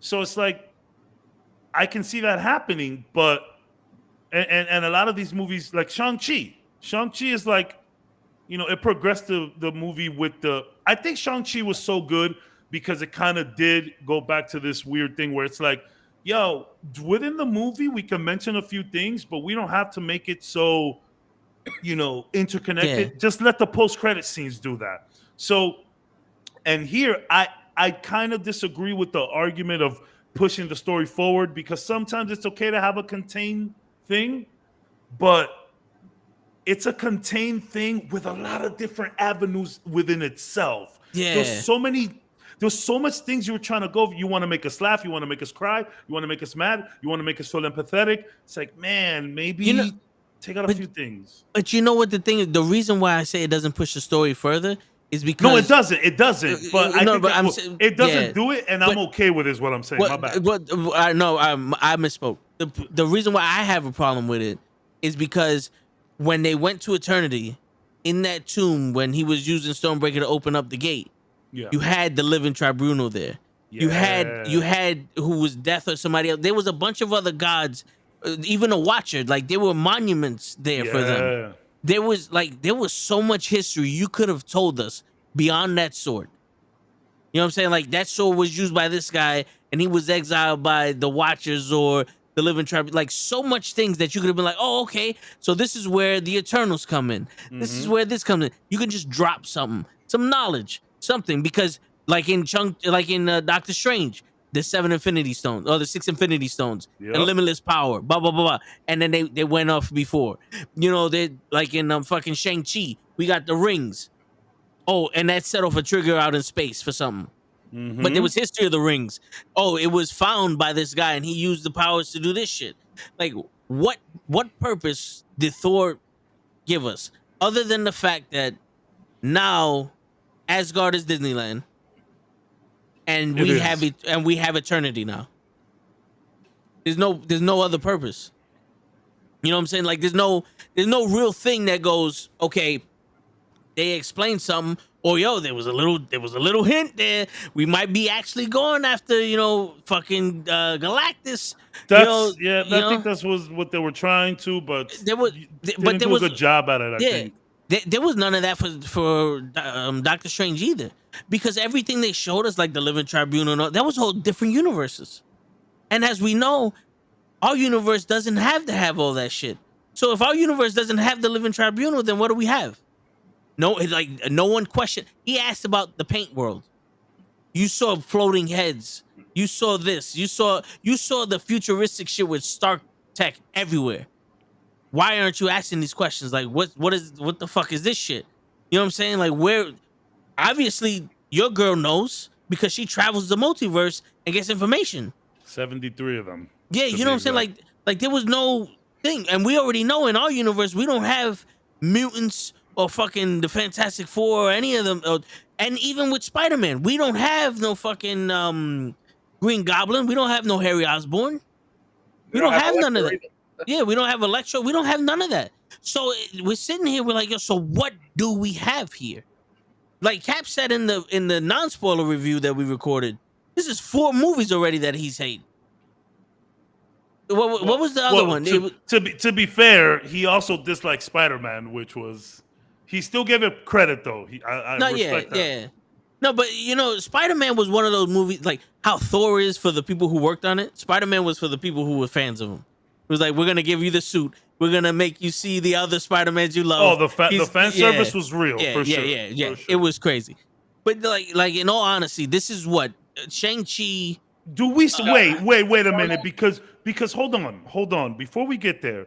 Are you guys flip-flopping on Shang-Chi? Because I remember that episode. You guys both loved it. No. This is what I'm getting at. So we had Shang-Chi, Eternals, Spider-Man, Doctor Strange, and Thor. Right? And Those are the Widow. five. And Black Widow. But Black Widow was before. Whatever. Yeah. So anyway, so Black Widow and Shang-Chi were basic Marvel movies. They went through the formula, and they were good movies, despite the discrepancies we had for Black Widow. But Shang-Chi was an awesome movie. It went through the, like, yo, read the list and go sell your stock, become rich. And Shang-Chi won. Every other thing went on its own. And there's no besides the fact that now we know there's a multiverse, there's no other history. We already know that the Darkhold is unfathomable power. And we already know that the Sorcerer Supreme has immense knowledge. We learned that from fucking Doctor Strange 1. What did you teach us now? Yeah. What did you teach us now? That if you're in the Mirrorverse, walk through a mirror? You know what I'm saying? Like in all honesty, like that's oversimplifying it, but you make sense. Like there was no history of a former Scarlet Witch. Like, oh, Wanda, you don't understand. There was a Scarlet Witch before that got so fucked up by the book, or by the spells, that she wound up destroying herself. Like there's nothing that goes back in time or that can lead to the future of, like, yo, you said a thing that, oh, all right, so now maybe there are mutants here because you fucking disrupted the time continuum or something.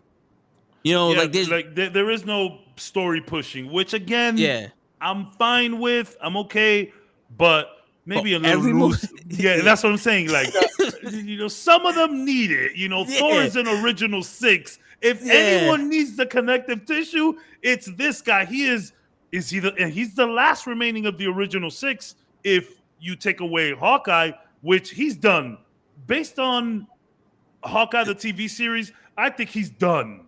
Yeah. We will see Hawkeye again, and if we do, it's Kate Bishop. I think I agree with you. Like, I don't mind that it's not connected, but if there was any movie to connect, it's one with the original 6, one that says he will be coming back. Yeah. I you know what? I gotta give you that. It's a good point. So you asked the question if we're expecting too much or not. I'm gonna say we are expecting way too much. Because here's my problem. I've been saying for years that we gotta move away from everything's connected and just do movies. But rare Cap and Cab's agreement here. Yeah, but the problem is the people in charge keep saying, "Oh, this is phase 4. We have a plan. This is phase 4. We have a plan." Cool. But you can't have a plan and then do individual movies.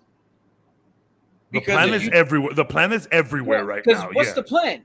We got vampires in the Midnight Suns, possibly with Black Knight and Blade. We got multiverses with Spider-Man and Doctor Strange. We got gods coming home to roost with Eternals and Thor. We have street level shit happening with Captain America 4. And that we got the TVA over here with Kang and Loki. We got the Young Avengers with another different Kang. We have the Young Avengers. So where is White Vision? Where is White Vision? Yeah. Listen to me, MCU. Where is White Vision? There's so much going on. So here's the thing: you can have all these things going on if you're just like, yo, we're making movies now. All we want is just to make movies and make content. So down the line, we can get this, we can get that, we can get this. But if you're telling me that, oh, we have a plan for phase 4, okay, which one is it? Is it Secret Wars? Is it Young Avengers? Is it Thunderbolts? Like, what are we doing? Yeah, you can't. The ending of your phase can't be hey, Avengers, everything, everywhere, all at once. Yeah. which is what it looks like. There's so much. It's This, the Avengers of the multiverse. let me put this What out are we there. fighting? What are we drag? And you guys had it correct.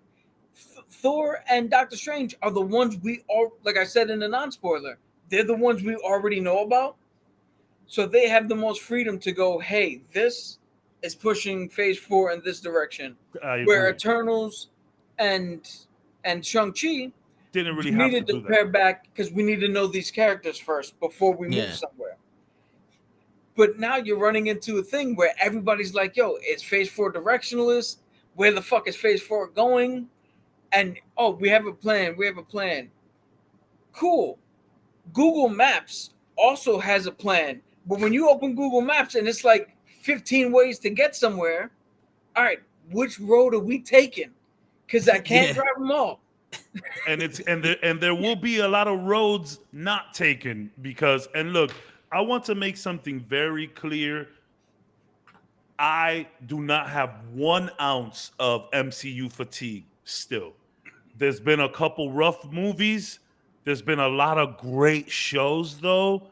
And some of these movies, I weirdly have a thing for Eternals. I will admit that. So while I would put Eternals as a misfire, I thoroughly enjoyed that movie. Shout out to Makari. Shout out to Cocotazo. Word. Black Widow was not a bad movie. It was just hella late. It was Yeah. hella late. Like we Yeah. should have gotten that 2-3 years after Civil War. Yo, Black Widow is like when you go out and you're like, yo, you want ice cream? Yeah, I want ice cream. But you went a little bit too late. It's not like 10 o'clock at night, and you're like, yo, I don't even want to finish this, man. We shouldn't have fucking did this. Yeah. It's like you tried to be cool and show up to the party late, but you got there so late that there's no one there anymore. You're like, well, this was a waste of time. I could have just stayed home, you know? Yeah. And then we have Multiverse of Madness. I have a lot of issues with that movie, but I still liked it a lot. And I've been watching it. I've watched it 2-3 more times. And there's just some idiotic things that I can't understand about that movie. Yo, bro. When he goes, I will give my opinion when they come back. They ain't coming back, my man. You are literally the dumbest character in the history of the MCU. And you wanted to be Sorcerer Supreme? Nah, you bugging. Yo, I do love how Strange tells him there. He's like, you know what? You're a fucking liar. I bet you ain't even like me in this world either. I was like, ooh. Yo, I have a serious fucking question. Please. You have Professor X, where you know he can mentally keep Strange right there. You are the fucking Sorcerer Supreme. Magic Girl is walking through the door. Why are you the one who's holding back? Like you can actually fight. Some magic. Like you What can the fight. fuck? You can And you fight. send a guy who can stretch. You send Plato against fucking Harry Potter. Yeah. We'll be here all week. Yeah, son. It's so yeah, I have problems with that, but I'm there's no fatigue in me at all. I'm ready neither. for everything, but let's and I get it, Cap. You've mentioned it before that you're getting there. Maybe this movie pushed you a little bit closer there. I'm getting there because now I'm gonna do everything different than what the fandom normally does. I'm not gonna blame the writers and the directors and the movies themselves. I'm blaming me. I'm getting fatigued because I have the belief now that from reading the comics and knowing the characters and seeing possibilities of where storylines could have went, there are way more compelling stories that I want to see. Nah, And Genius, now we that didn't I'm watch not NXT. seeing them, and you're not telling me stuff that's keeping me in tune. I gotta check out. I have to. Otherwise, every movie that comes out, I'm gonna be fucking pissed off. I'm gonna be pissed off because So is it? Are you expecting the failure now? Maybe not yes, failure. Maybe it's a wrong word, but you know what I mean. I'm starting to expect disappointment because when you tell me multiverse of madness, Thanks for the there's follow, no brother. reason. There's no reason for Wanda and what's her name and America Chavez's shenanigans to start pulling people where they shouldn't be. And when you get to 683, you put America and Doctor Strange in a cage, and the cage next to them is Hannibal King. It's Ryan Reynolds as Hannibal King from the Fox Blade shit for a second. And you can still tell your story, but there's no reason that can't be there. Or there's no reason that you couldn't spend a little bit in each of those dimensions they went through. Give her the paint dimension. Who gives a fuck about paint? Or the fucking bone shit? Throw in other fucking fleeting cameos. Yo, Where people be like, Sentinels. oh, Dad, look at that, and look at him, and look at Sentinels walking around in one of those dimensions would have made it would have made Kaz bust in his pants. Or a glimpse of the mansion. Anything. And again, maybe this is the aspect of us that expects too much, but it's also like, yo, this is kind of what you do. Yeah. I honestly think let's get back to formula. You guys are getting a little too cute. You're listening to too much fans. You know what it's like? Gore the God Butcher. You're telling me Gore the God Butcher. Cool. He killed the one dude in the beginning. Yep. And then what did he do? Stole some kids. He stole some kids, and then Christian Bale went, hey, as good as he was, and I mentioned this to Toe during the fucking movie. Christian Bale went, hey, I got a scene where these kids are telling a story, and I'm gonna fucking be in the background and then show up. So, Taika, can I play this my way? And like Taika's like, yeah, do whatever you want. He went, cool. I played Batman. I've always wanted to be the Joker. Let me be the Joker now. Yo, he would make one hell of a Joker. Fucking Joker. I see what you're saying. But here's the thing, though. There's other shit. There's other shit you could have. What the fuck is the point of Thor telling little kids? Yeah, I met Zeus. He's an asshole. Don't meet your heroes. Oh, by the way, I'm coming to save you. You know what the crazy thing was? I think that was the point of that. I don't know if you realize I said the same thing. No, I don't know if you. Well, two things. One, I think that part with Christian Bale was awesome because they did say that the sword corrupted you and turned you mad. And two, this guy is killing gods for the sake of his daughter, so he's not in his right mind anyway. Two, when Thor said that to those kids, I don't know if you saw the micro expressions on some of those kids changed. They went from home to like disappointed, like don't meet your heroes. You're my hero. You're my hero. Yeah. You're telling me you're a piece of shit. Like, you know what I'm saying? Like a bunch of those kids did that, and I caught that, which was kind of dope because it's kind of like it shows the obliviousness of Thor. Guess what? You're also an asshole. You know, but that was never the story where it's like, Thor, you're an asshole too. It's like, you know what? I am an asshole, but at least I'm a good guy asshole. Yeah. You know. Yeah. Can we just see? By the way, thank you, Original Poetic Genius. I didn't say thank you. Thank you for the follow. Appreciate it. We have a wrestling podcast here. It's you should follow. Go hit up the Instagram. All the links are here. We do wrestling. We do just bullshitting on Fridays. There's some D&D from time to time, and we do a comic book podcast now. Thank you so much. Go ahead. Sorry. No, hey, you sounded like you're the promoter, man. Yeah, you sound like a politician right there. Before I answer this question, I would like to thank the people who run this establishment. What we need here is now time to communicate. No. Multiverse of madness. So my thing is, I'm expecting so much more because, like I said, you brought in Gore the God Butcher.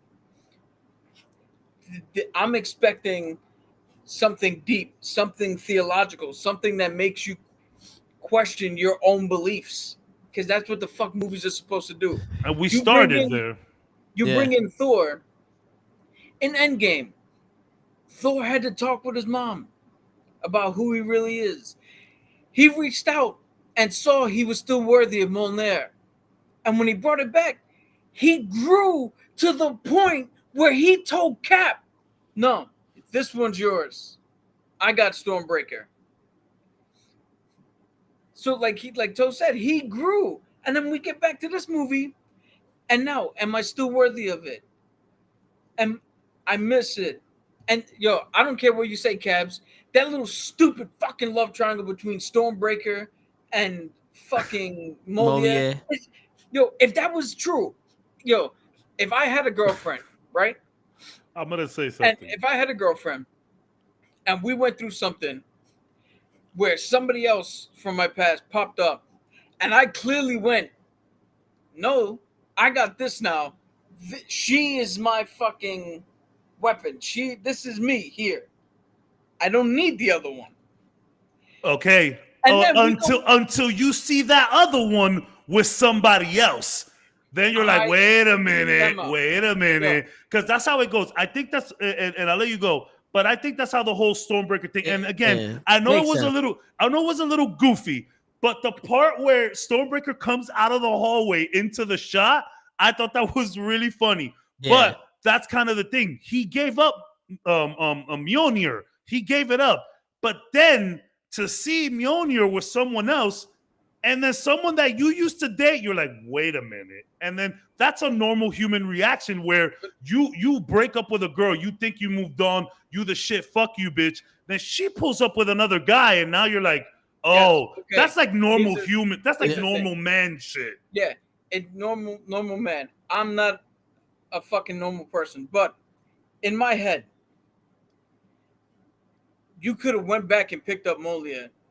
The shit was just in a fucking dome in New Asgard if you really needed it. Oh, well, it was broken though. It was broken. Yo, it was broken. Fun fact. It fixed itself for fucking Jane. Yo, fun fact. Because he made that promise. I think they would have done it for him too, though. They made that shit around the ground it fell on because you couldn't pick up the individual pieces either. Yeah. That was dope. That was cool.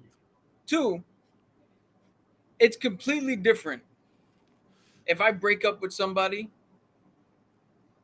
right, and then they come back with somebody new, and it's like, all right, jealousy, all that bullshit you just talked about. What happened was Thor told Moliere to protect Jane at all costs. Jane's dying of cancer. Moliere came back to try to save her.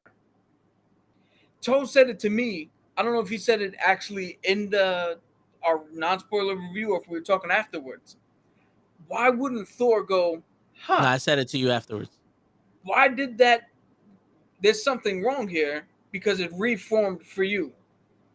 Now, if I'm dating somebody and my ex shows up and it's a situation where I looked at my ex and I'm like, yo, we are not working out at all. I'm not the guy for you, but he is. Go find your happiness with him. And then we separate, and then 6 months later, she shows up with him. If my girl turns around and goes, hey, any fucking blah, blah, blah, blah, blah, because she's over here now with somebody else, and I just see her happy, and I'm like, oh, shit, that's fucking cool. I'm going to look at my girl and like, you know what? Get the fuck out. I don't need you here. Hey, how much more do I got to fucking prove to you? Yeah. I get it. Here's the thing, though. This is an inanimate object. Yo, but here's the thing, though. Here's the thing, though. I understand what you're goofy. saying. It was goofy, but that one scene with Stormbreaker slowly creeping out, to me, I found it funny. Here's the one thing. It's so nice they did it twice. Yeah. Here's the one thing. I'm gonna give you a different scenario because what you're saying makes sense, but based off of Moliere and that love interest and shit, Moliere is the one that got away, right? Because he never gave up Moliere. Moliere was destroyed. So that's like if a woman that you're going out with, her father goes, "You're not worthy," and then sends her back to her country, and you have no way to see her. You know what I'm saying? Like you have no way to see her. And it's like, fuck, it's because of that outside source. I can't be with the woman I love. I can't be with my weapon that I've grown attached to. Then over the years, life happens. You find someone else. When you run back into that one that got away, that it was out of your hands, you didn't break up with him or nothing. It was just taken from you. Those feelings come right back up, That shit comes back, bro. and now it's complicated because yes, I love the one I'm with, but I never stopped feeling for you. Yes, I agree with you 100%. But again, the last time we saw Thor, he was like, "Oh shit, I'm still worthy of this." Yes, and then immediately was like, "Oh no, Cap, this is all you." It's the same fucking weapon. Like, you already told me that he was okay with the fact that somebody else had to wield Mjolnir, even though he was still worthy of it. Here's the thing though. That Mjolnir was back in time.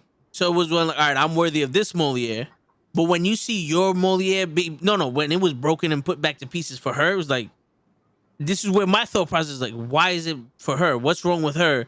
But also there's a part of me is like, am I like, will this still work for me? Did I lose this weapon to her? Which is funny when he grabs it, he goes, "Oh, just checking." Yeah.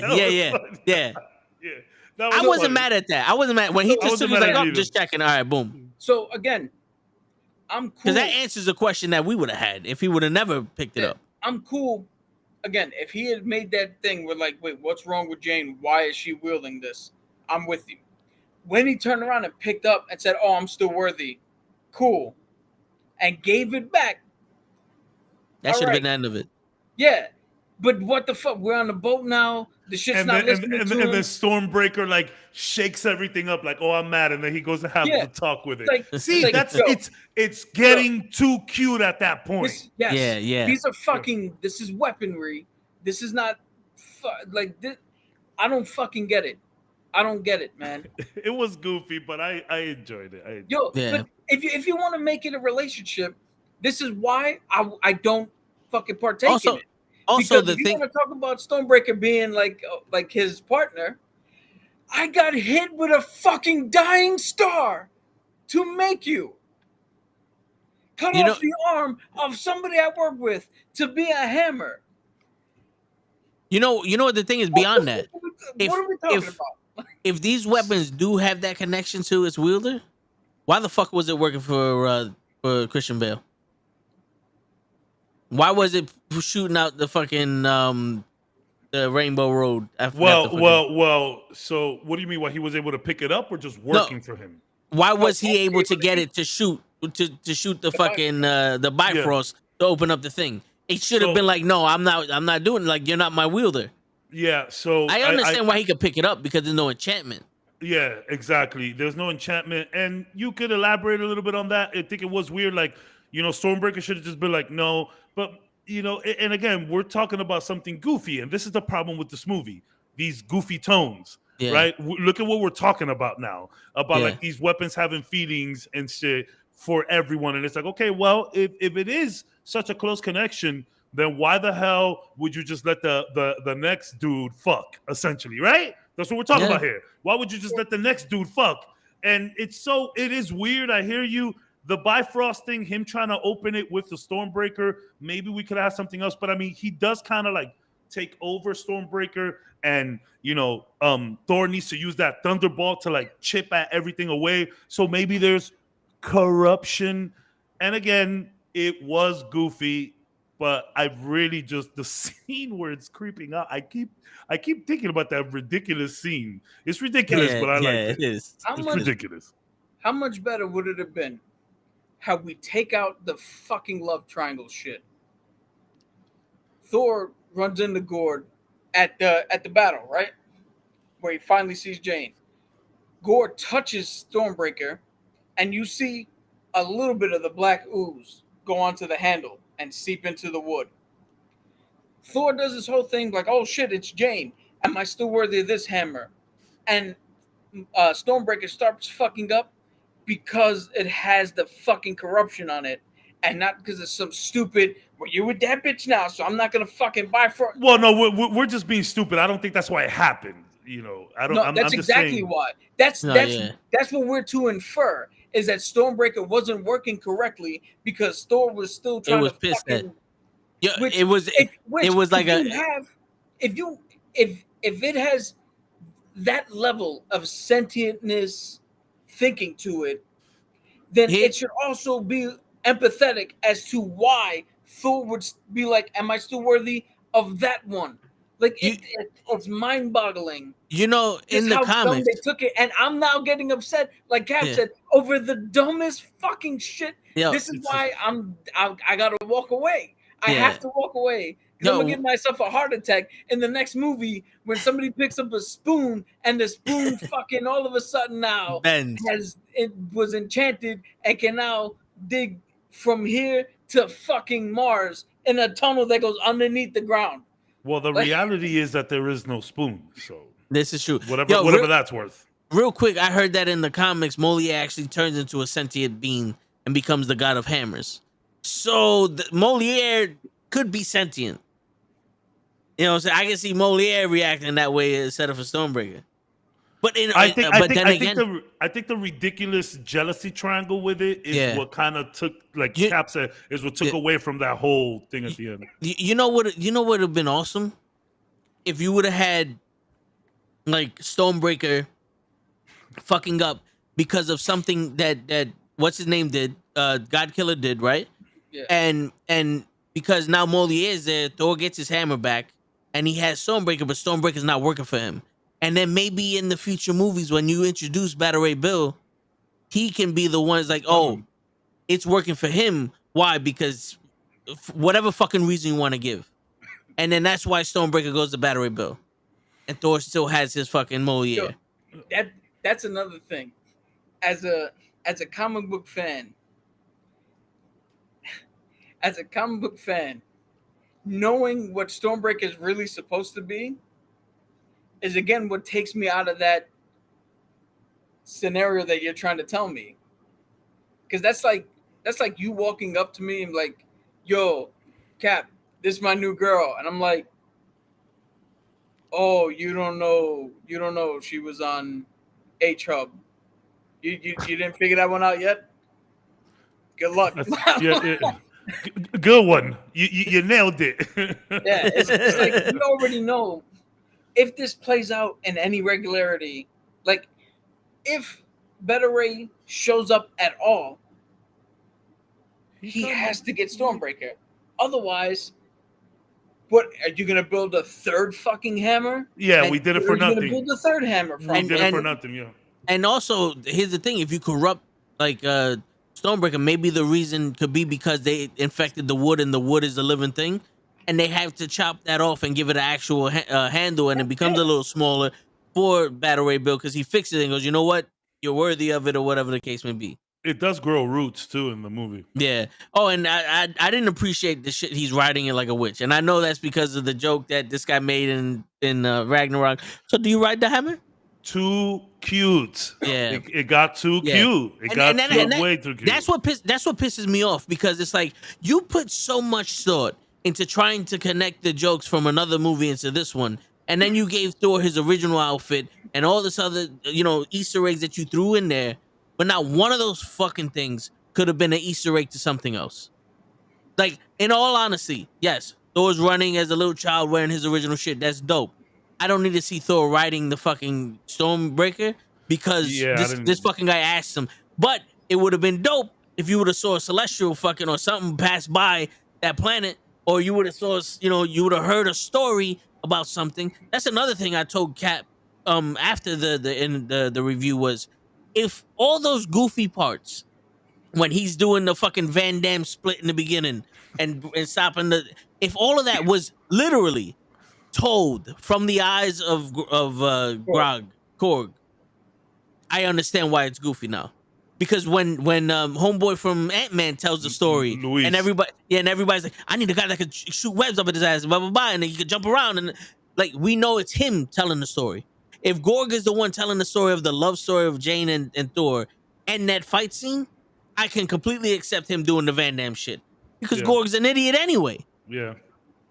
But you expect me to believe that Thor just fucking Van Damned people and did a fucking did the kick and everything But then when he fights the way he did the kick, I was like, what the fuck are y'all doing? Yeah. And when he fights fucking the Godbreaker, he does none of these moves. Like, come on, bro.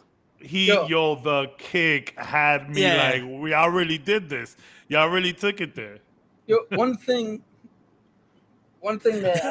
that pissed me off is why is Thor still worthy of this Moliere?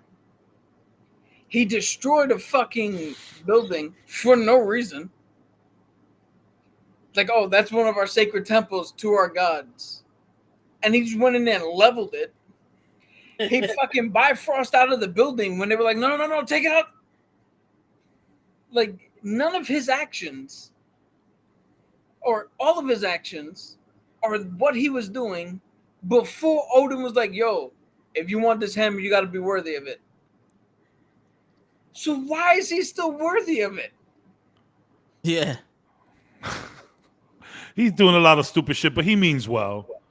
He's just a big goof. You know, I like him breaking the building was clearly just him being a goof and not thinking about it. Like, it's not like he's killing people. You know, he trashed the building.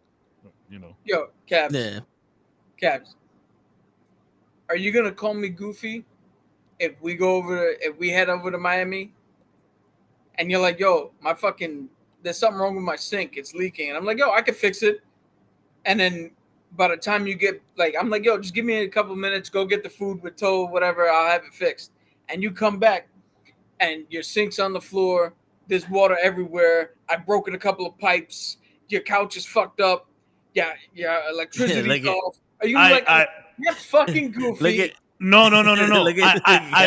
I wouldn't. But if there's someone trying to murder me and you did all of those things, I'll be okay with it. If someone's trying to murder me, that's what happened.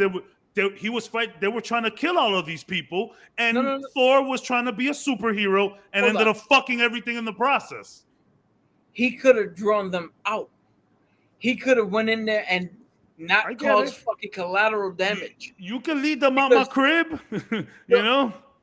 Do you know in Thor: The Dark World, it's a very small part of the scene. After the battle at the beginning, when he killed that other rock monster, he goes to leave. He walks away from the fucking village and the houses so he can have Heimdall beam him up, because he knows that the fucking circle and that shit is destructive. Yeah. So don't tell me 15 years later he's like, fuck the building. He's goofy. That's Quagmire. He's a big lug. I'm just saying, like the goodness is still in his heart, though. It never left, is what I'm saying. Like, the goodness is still there.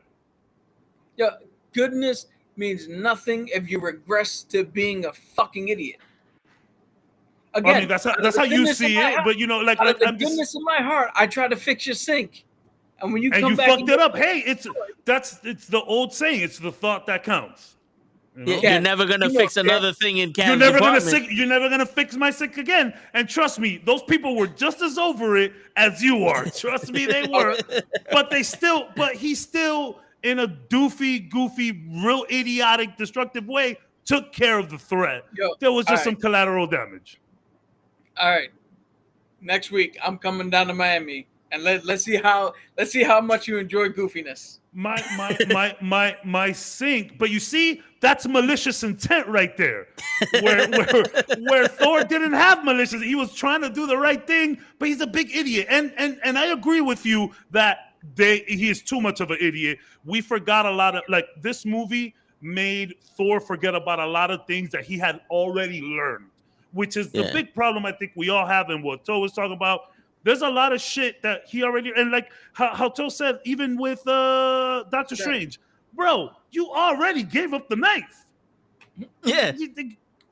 Like, and it's funny because you could bring it to humanity in a sense where it's like, I'm the worst at taking my own advice, right? Like, I give great, like, I'm not gonna say, I think it's real, I think it's real vain to say I give fantastic advice or give great advice. No, but some people say, "Hey, man, that's kind of cool. That makes sense," and I won't do it. Like, so I get it. You don't want to take your own advice or whatever, but my dude, you handed the knife already. You learned. Move forward from the learning. There was a lot of regression here for Thor, and I agree with you both on that. I agree with you both. There was a lot of stupid regression. Go to Canna Bunny Love. She is live right now. Ask her about the squirrel she ate and how she broke her arm. We're good. Coming from someone named Troll Universe, Yeah. You know, it's a better prank, Troll. Go watch Thor Love and Thunder.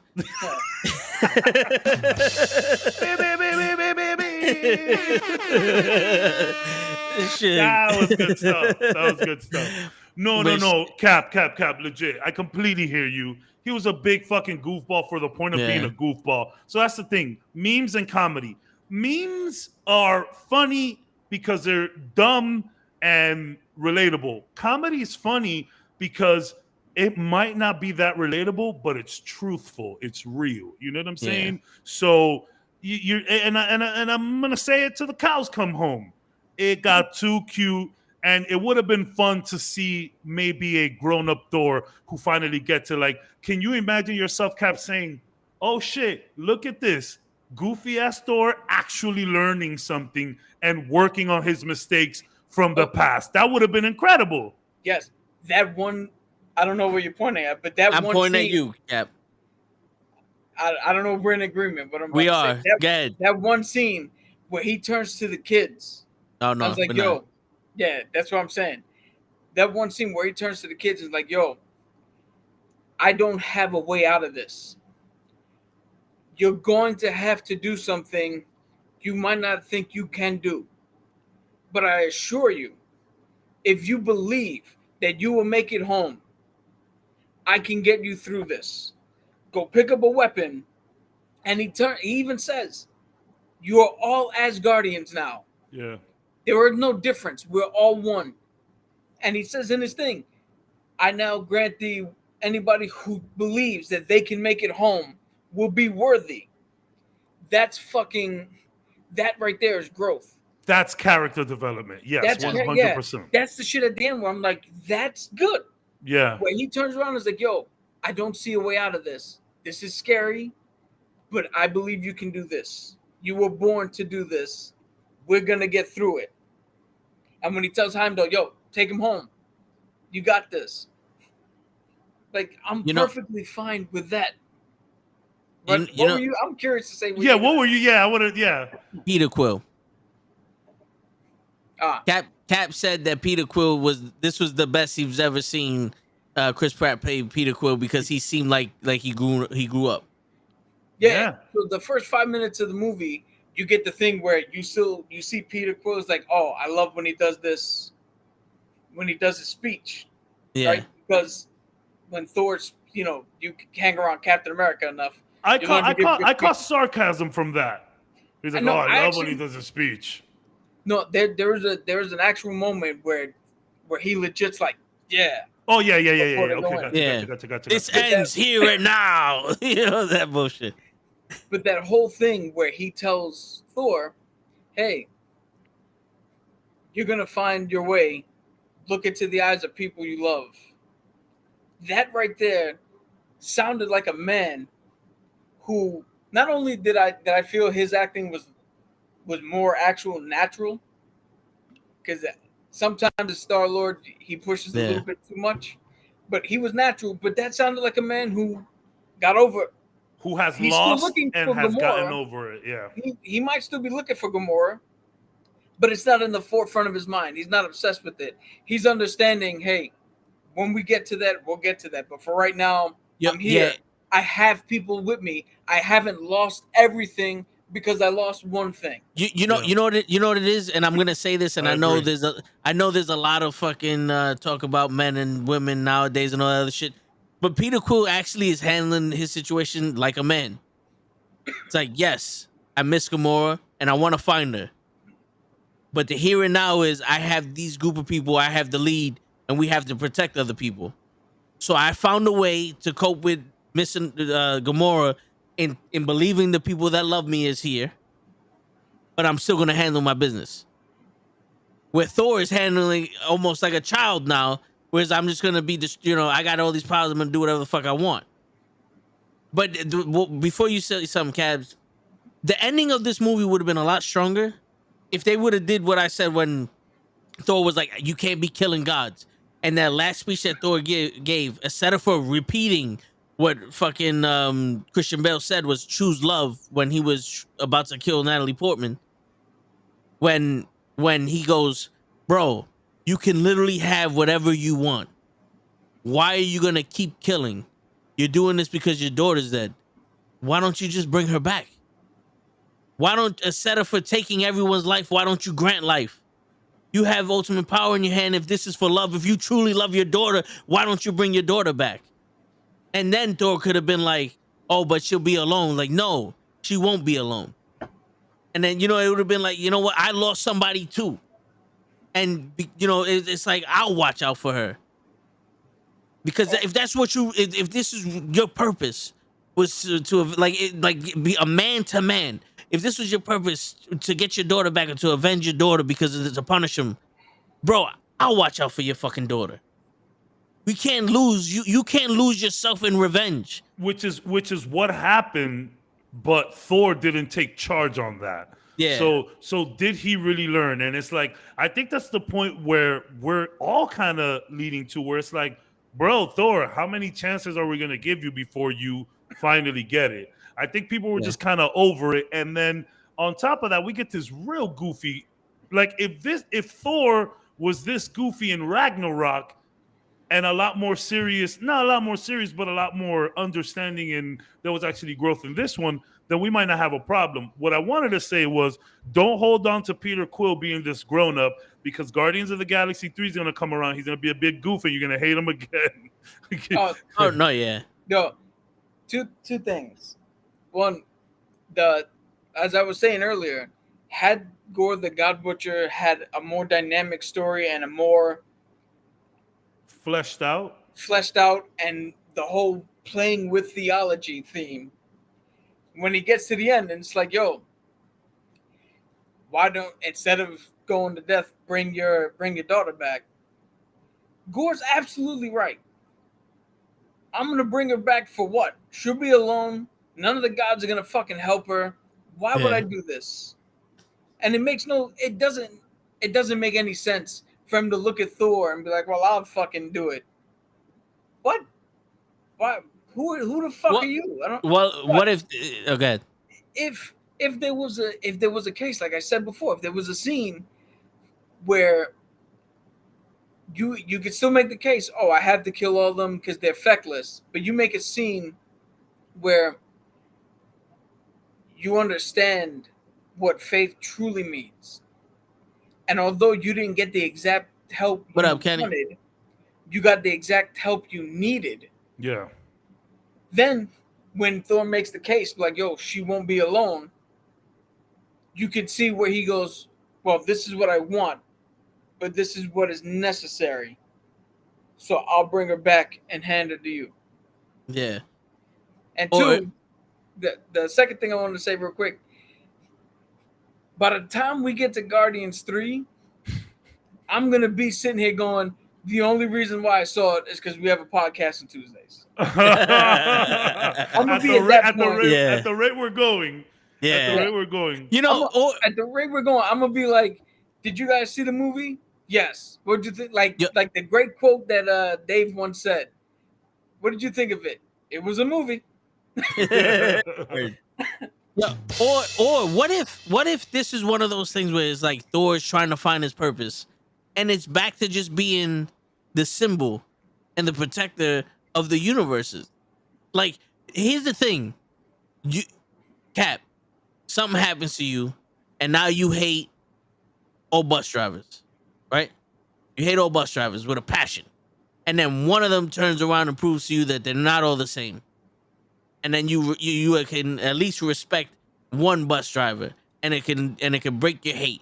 And you know what I'm saying? It's one of the, if Thor would have took the lead and be like, yo, bro, we're all these gods, yeah, some of them are dickheads, but a god like me actually goes out to try to protect you.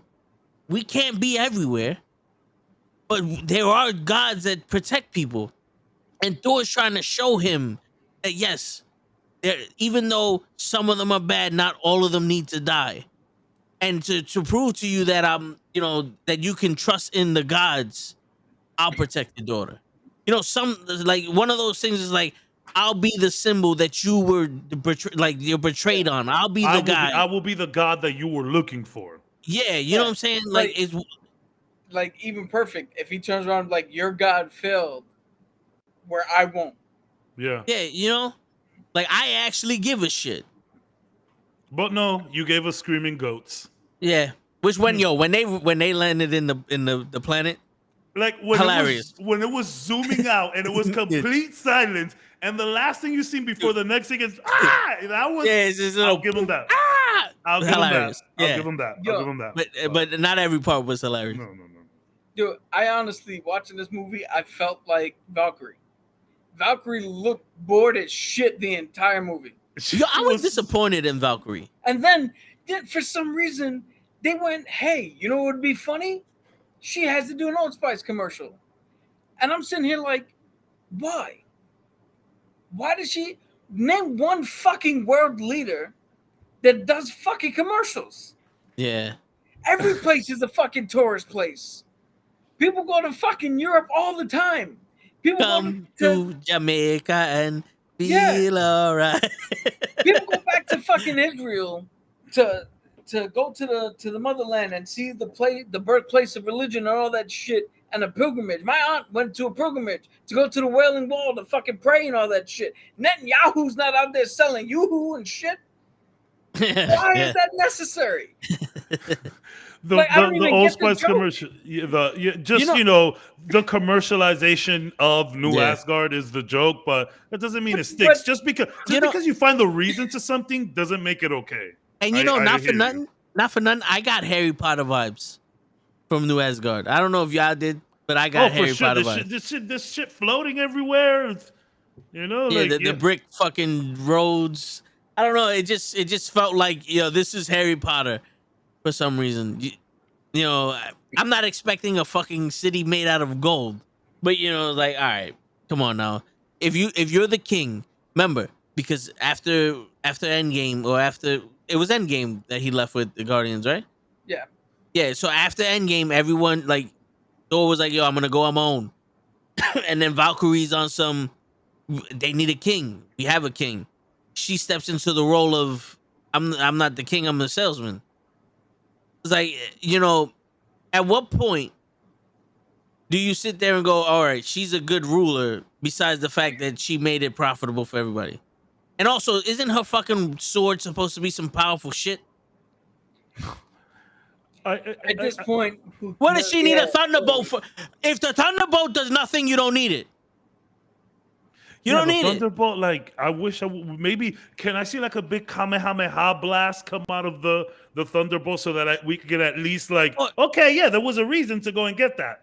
Yeah, the Thunderbolt destroys all the fucking. And I get it. It's kind of like it's a parting gift because it's like, yo, we wanted the whole chocolate bar, but we got a Hershey's Kiss, like from that movie. Can we also think of it this way? And I'm the king of overthinking shit, but if the Thunderbolt is that powerful that you're gonna use it to go up against a necro sword, the thing that can kill gods, the fuck is you scared of? Come in here. You can't kill every god all at once, and I got the one thing that can stop you. Yeah. And why was Moliere the only thing that broke it? Yeah, Moliere destroyed it. That's what I'm saying. There was a lot going on here. There's a lot. And it's funny because I was thinking about like how much more difficult it might be to pull off Infinity War and Endgame again, because we had a bloodbath here as to which one is better, Infinity War or Endgame. And Endgame had a lot of shit to wrap up, and it did it well. There was some loose ends here. With everything going on now, will they be able to wrap up everything with Secret Wars or wherever it is that it's going? No. That shit is good. That shit is looking impossible. Yo, Dude, unless Wars? it's one of those things where this Secret Wars is really a fucking multiverse war, and we just found out that all these movies are from different multiverses. Like this Thor wasn't the Thor that fought at fucking Endgame.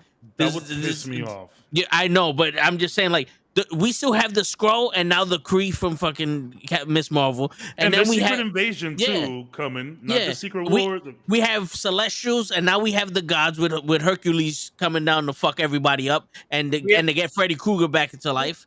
We have the Blade's fucking running somewhere, right? yeah. We have vampires with Blade and all that other shit. Where And then we have the new is Avengers. White Vision. Word.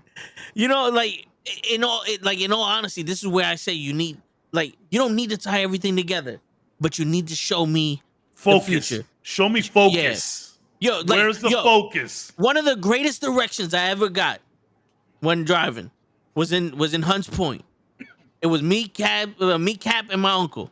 And this guy, he had a cart full of cans, and my uncle goes, "Yo, how do I get to this place?" He goes, "All right, what you want to do is you want to keep going straight.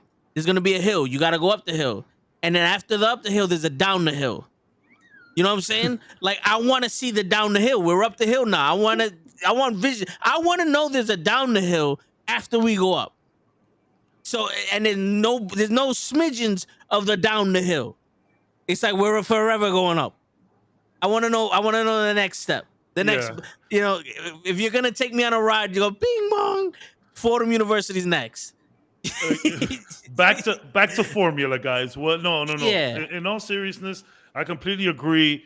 Where are we? And someone I was talking to was like, okay, so now gods are involved in all of this. Like Hercules is coming down. Like there's so much unanswered things going on. Yeah. Why are you just adding to the stuff now? You know, so I don't think it has to be back to formula.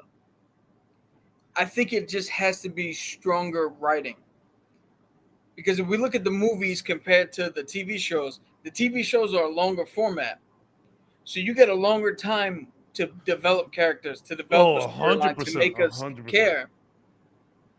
But yet we get to the movies, and say what you want about Eternals being good, bad, or whatever. It was boring. It was boring. They did nothing interesting.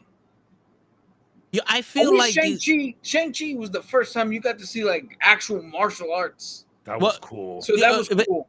But even Spider-Man, despite my problems with it, Spider-Man, you had fan-fulfilling fan service. Like the writing of it, they actually had a purpose. They actually did something. They took a shot at different shit. Doctor Strange, it was so fucking boring. They I don't did think it was nothing boring. except for the 20 minutes where Wanda became the fucking Freddy Krueger Terminator and killed everybody in 838. They did nothing else with it.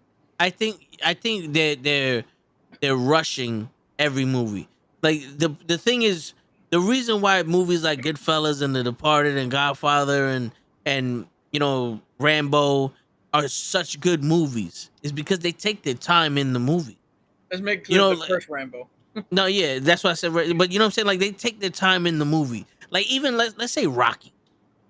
When Apollo is talking to his trainer to determine who he's gonna fight, that scene was maybe 5-10 minutes, but it was one of those scenes where it was like you get the core of what Apollo's thinking. You also get the trainer going, bro, this is the unknown. We're not prepared for this. Something can happen, and you get to this in those 5 minutes. You get everything. You get a promoter, you get a boxer, you get doubt, you get over bravado, everything in that movie. There's not a lot of scenes in these movies now where you take 5 minutes out and you get to explain everything. You know what I'm saying? Like, and that's our favorite part of the MCU. We say it all the time. So the best thing in the MCU is just a bunch of people chilling, talking shit. Yeah, like America. If she would have turned around and told the story of how she lost her parents, and you see her like starting to cry, and then Doctor Strange goes, no, I'm pretty sure she's out there because of this, like explaining to her logically, you just sent her to another universe. She's probably in another universe looking for you, and it's almost like a father daughter moment or an Yeah. uncle niece moment. Yeah. It's something you can gravitate to. It's like, yo, I'm now more invested in Doctor Strange. I want to see him win now because he's a better man now. You're talking about world building, which is what Yeah. I've been saying all the time. Multiverse of Madness. I would have loved an extra 10, 15 minutes of just us seeing the Illuminati headquarters. Talk Yeah. to me. Yeah. Tell me some other cool shit that happened. Make me like you characters. You guys showed up Yeah. and then you guys died. You got a guy in Spider-Man Far From Home in No Way Home. No Way Home, Mysterio. Oh, well, Explain- far from home. Sorry. Far From Home. Mysterio explaining the multiverse, giving us more explanation what it is, and he's pulling that shit out of his ass. Yeah. He's 100% bullshitting us. That's a good and point. then you have a woman who traveled 73 different fucking universes. And can't tell us shit. Yeah. But to get food everywhere you go. Yeah. She tells us, hey, rules about the multiverse. Nothing is the same. Well, yeah, it's a different universe. No shit. Got that. And make sure you get food. Well, listen, I don't know how your body works, but I'm a human being. I'm gonna need food regardless. So, Yeah. What did you tell us about the multiverse? Yeah. You have gone to 73 different universes.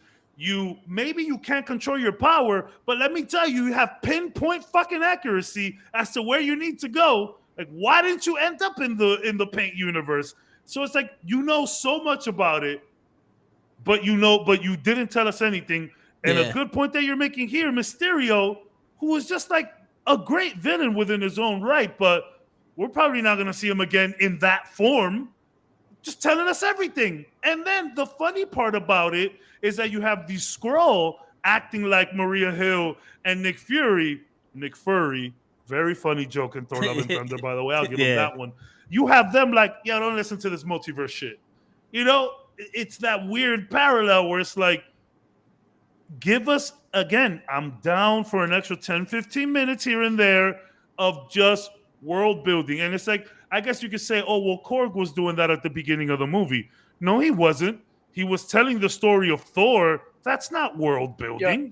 No, we know the story of Thor. We know. watched 4 other movies with Thor in it. We get it. This isn't the first fucking movie. Can I bring up one thing that I've seen other people say, which I believe is fucking hilarious? We needed Korg to recap Thor and Jane's entire relationship for us. Because in Thor 1 and 2, they had nothing. Yeah. Yeah. And by the time Ultron comes along, they're like, hey, where's Jane? And it's like, I don't know where the fuck she is. So now all of a sudden I'm supposed to believe that this is the biggest love of his life. If Korg didn't say that, I would have sat them like, what? Well, But you know something though? In Endgame, he was like hurt about losing her. You know something though? When? I don't remember him. When he's explaining the ether, he's like, there was this girl, Jane, and the ether went in her. He's like, I wonder what she's doing now. He kind of like starts crying. And Iron Man's like, all right, big guy, we got it. Yeah, reel it in. Yeah, but I took that more as him just overall being fucking depressed and just anything would have. You know what's crazy though? Tell me if I'm wrong, but didn't it seem like Jane and Thor were kind of acting like they were still on that I like you, but I don't know phase? Well, yeah. Because the thing is, if they would have never told us that they were in a relationship like that and Jane left, this would have played off of part 2 very easily because it would have been like, all right, we know there's something between them, but they never explored it. So that's why they act nervous with each other. You know what I'm saying? They act nervous with each other because they never explored it. And then Thor goes, I want to be miserable with you. To be open up and be like, you know what? I want to take that leap. I want to feel shitty. Yeah, you know what I'm saying? Like, I want to take that leap and I want to finally be with you, Jane. And then, I mean, in Thor 1 and 2, we got some of it. And it's like, it's funny in Thor 2 when he shows up and she slaps him like, yo, where the fuck you been? Yeah. Clearly there's feelings. No, yeah, but I'm saying like it's almost like they kept those feelings from Thor 1 and 2. And they like if they were really in love and they left, I think they wouldn't have been so awkward with each other.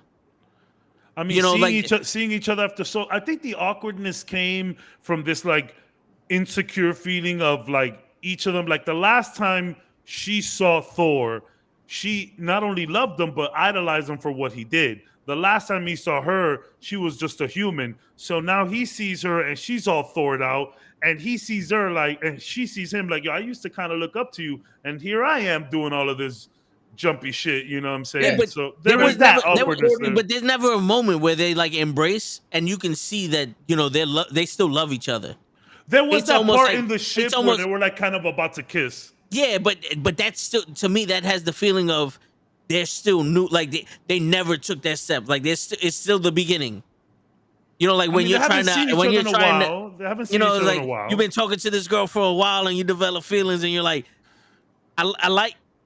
Nah, I like oranges. I like oranges. I kind of got to disagree here because I've been in situations where I'll be with somebody and there was like real love, and then we'll like break up, and then we will like link up maybe maybe like a year later or something. This is literally something that I've gone through, and like I know this person, like we've done things, we've been together, but it's still a little awkward that first time. Like my last relationship, we used to like we were together. It was a weird back in 2011. We linked up 2017 again, and that first like initial meeting was a little awkward. Not awkward, but it was like there was so much to catch up on and say, so much feelings that hadn't really been spoken about and processed, that there was a little like I was nervous, she was nervous, 100%. You feel me? So I get that. Yes. Now, the only reason why that works is because we had Gore explain it all. Because to my point, if he didn't, they spent, 2 months together? And then 7 years apart? Love is love, baby. Love is love, man. No, you can fall in love with someone right away. Love at first sight is a real thing. I don't believe that shit. Well, you don't believe it, but if love, if you heat up my cookie right, it could happen. It could happen. And it's like, I mean, it's not like, I mean, clearly there was a relationship with these two. Now, granted, we heard a lot. We saw a lot. They had their whole like little like moment where they're like living together. And it's like, that was like, okay, yeah, we never saw that. But no, but what I'm saying is we needed to see that because you would not get that had you had just watched Thor 1 and 2. No, I got the love between them. Maybe that's just me. I got the love between them. I got that. I'm not talking about the love. I'm not talking about how they felt about each other. Just how they were in a relationship. They lived with each other. They went on dates and all that. I wouldn't have thought that. They hung out and then she left, like because he went to go do. Go ahead. I'm sorry. No, like if you watch Thor and Thor: The Dark World, they hung out for a little bit. The only time he ever saw her is when the Earth was in trouble. Because that's why she slapped, where the fuck have you been? Well, I've been off doing other shit. So, and then she had the ether in her, and he tried to cure her. And then at the end of that movie, he turned around and was like, well, I'm going to leave her down there so I can do this. She met Mom Dukes, though, bro. That's important. That's an important step. Yo, it doesn't matter if you meet my mom. It doesn't matter if you're only around for 2 weeks. And then it doesn't fucking matter. I mean, maybe I gotta go back and watch Thor 1 and 2, but I understood the love, even though there wasn't that much there. It's that old story about like I want to be with you, but I can't, and you might disguise that with things you need to do, but it could really just be fear. You know what I mean? No. No, but you know what the thing is, and I'm just saying that if Korg needed to show us that. For it to actually feel like, okay, there's a whole. If Korg would have never spoke about that, and they would have and Jane would have shown up, and there would have been that awkwardness, I still would have felt the same way. Me personally. I would have felt the same way for what Vin just said, for what Toe just said, is that they never really started. So they're back at square one. To start this again. You know the thing is, like, it's like Cap when he saw Peggy. After he, melted and all other shit, you saw in his eyes, he's like, that's my best girl. Like it's always that's my best girl, even though it probably is awkward. Like, hey, you're 80 years older now. You know what I'm saying? But you never saw Thor look at Jane. He was like, Jane, like you're Thor. It was never like, there goes my girl. You know what I'm felt saying? more for the hammer. Yeah, like because Cabs. Even though like you see your ex out in the street, you like, yeah, like if you have feeling like that's my like, you have that little moment of that's you know what I'm saying. Like you're looking at her like Yeah, that's the, but if she comes back with a fake body that she just went to DR and put ass and tits all over the place, I'm gonna be like, whoa. You know what I'm saying? I get what you guys are saying. I get what you guys are saying, but like if she came back with a monstrous gaming computer, you'd be like, yo, really? You bought this? But then you'll still be awesome. But that's my girl, though. But that's the first thing that I would like. The one thing that you notice after a long separation and coming back like that is the differences, whether she is the girl or not, and you're looking at her that way. Yeah. Like, still, it's like coming back and she's now Thor. I don't care how much I love you. I'm like, yo, you're Thor. You're a Thor now. That is gonna take precedent from the first. Yeah, no, I get it. But he never made mention to Moliere being broken and turning into pieces when he never mentioned the changes in Moliere. He loved Moliere for what it was. But what does that have to do with anything? I don't understand what you're saying. What Cap said. He was more interested in getting the acceptance of Moliere than with Jane. Yo, here's why I bring that up. Jane and Thor kind of had that reset nervousness, like, oh, yeah, for sure. Are we, maybe there's something, maybe not. But what was the true love story? The fucking hammers. That love triangle with the hammers. Yeah. To me, you love the fucking hammers more. That's where the fucking love came from. Guys and their toys, guys and their toys. But towards the end, we can see that Thor legit cares for her. Like he's always cared for her. No, yeah, I think it was shocking to see. Like, yeah, I would have been the same thing. Like, yo, hold on, you're a Thor now. What are you doing with my hammer? Hey, hammer. No, you still remember me? Like, and again, this ridiculous love triangle that we keep talking about with these damn hammers. Like, this shit really is like in the forefront of a lot. And again, I thought that one scene was funny, but you're right. I could have completely missed out on the hammer stuff. Could have completely missed out on that.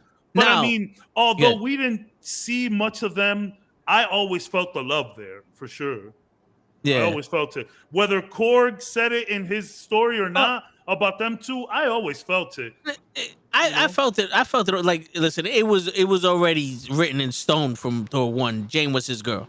Yeah. Even Loki made mention to it during Ragnarok when he hid Moliere into the thing. It was a mutual dumping. Yeah, you know what I'm saying? Like everyone knows it was, it was known.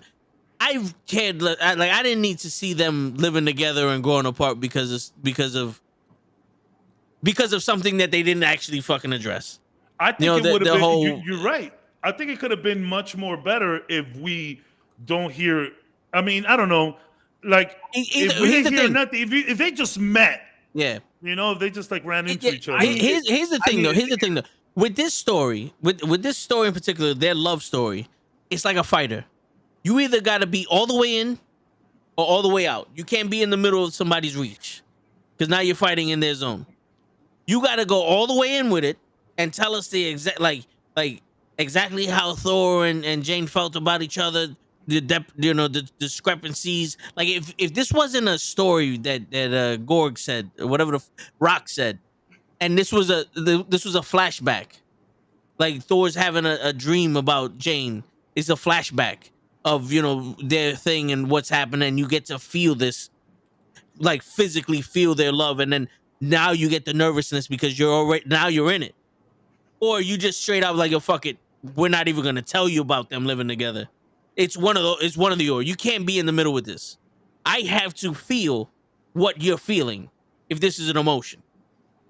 I don't want to sit here and go, all right, when this is over, let me know.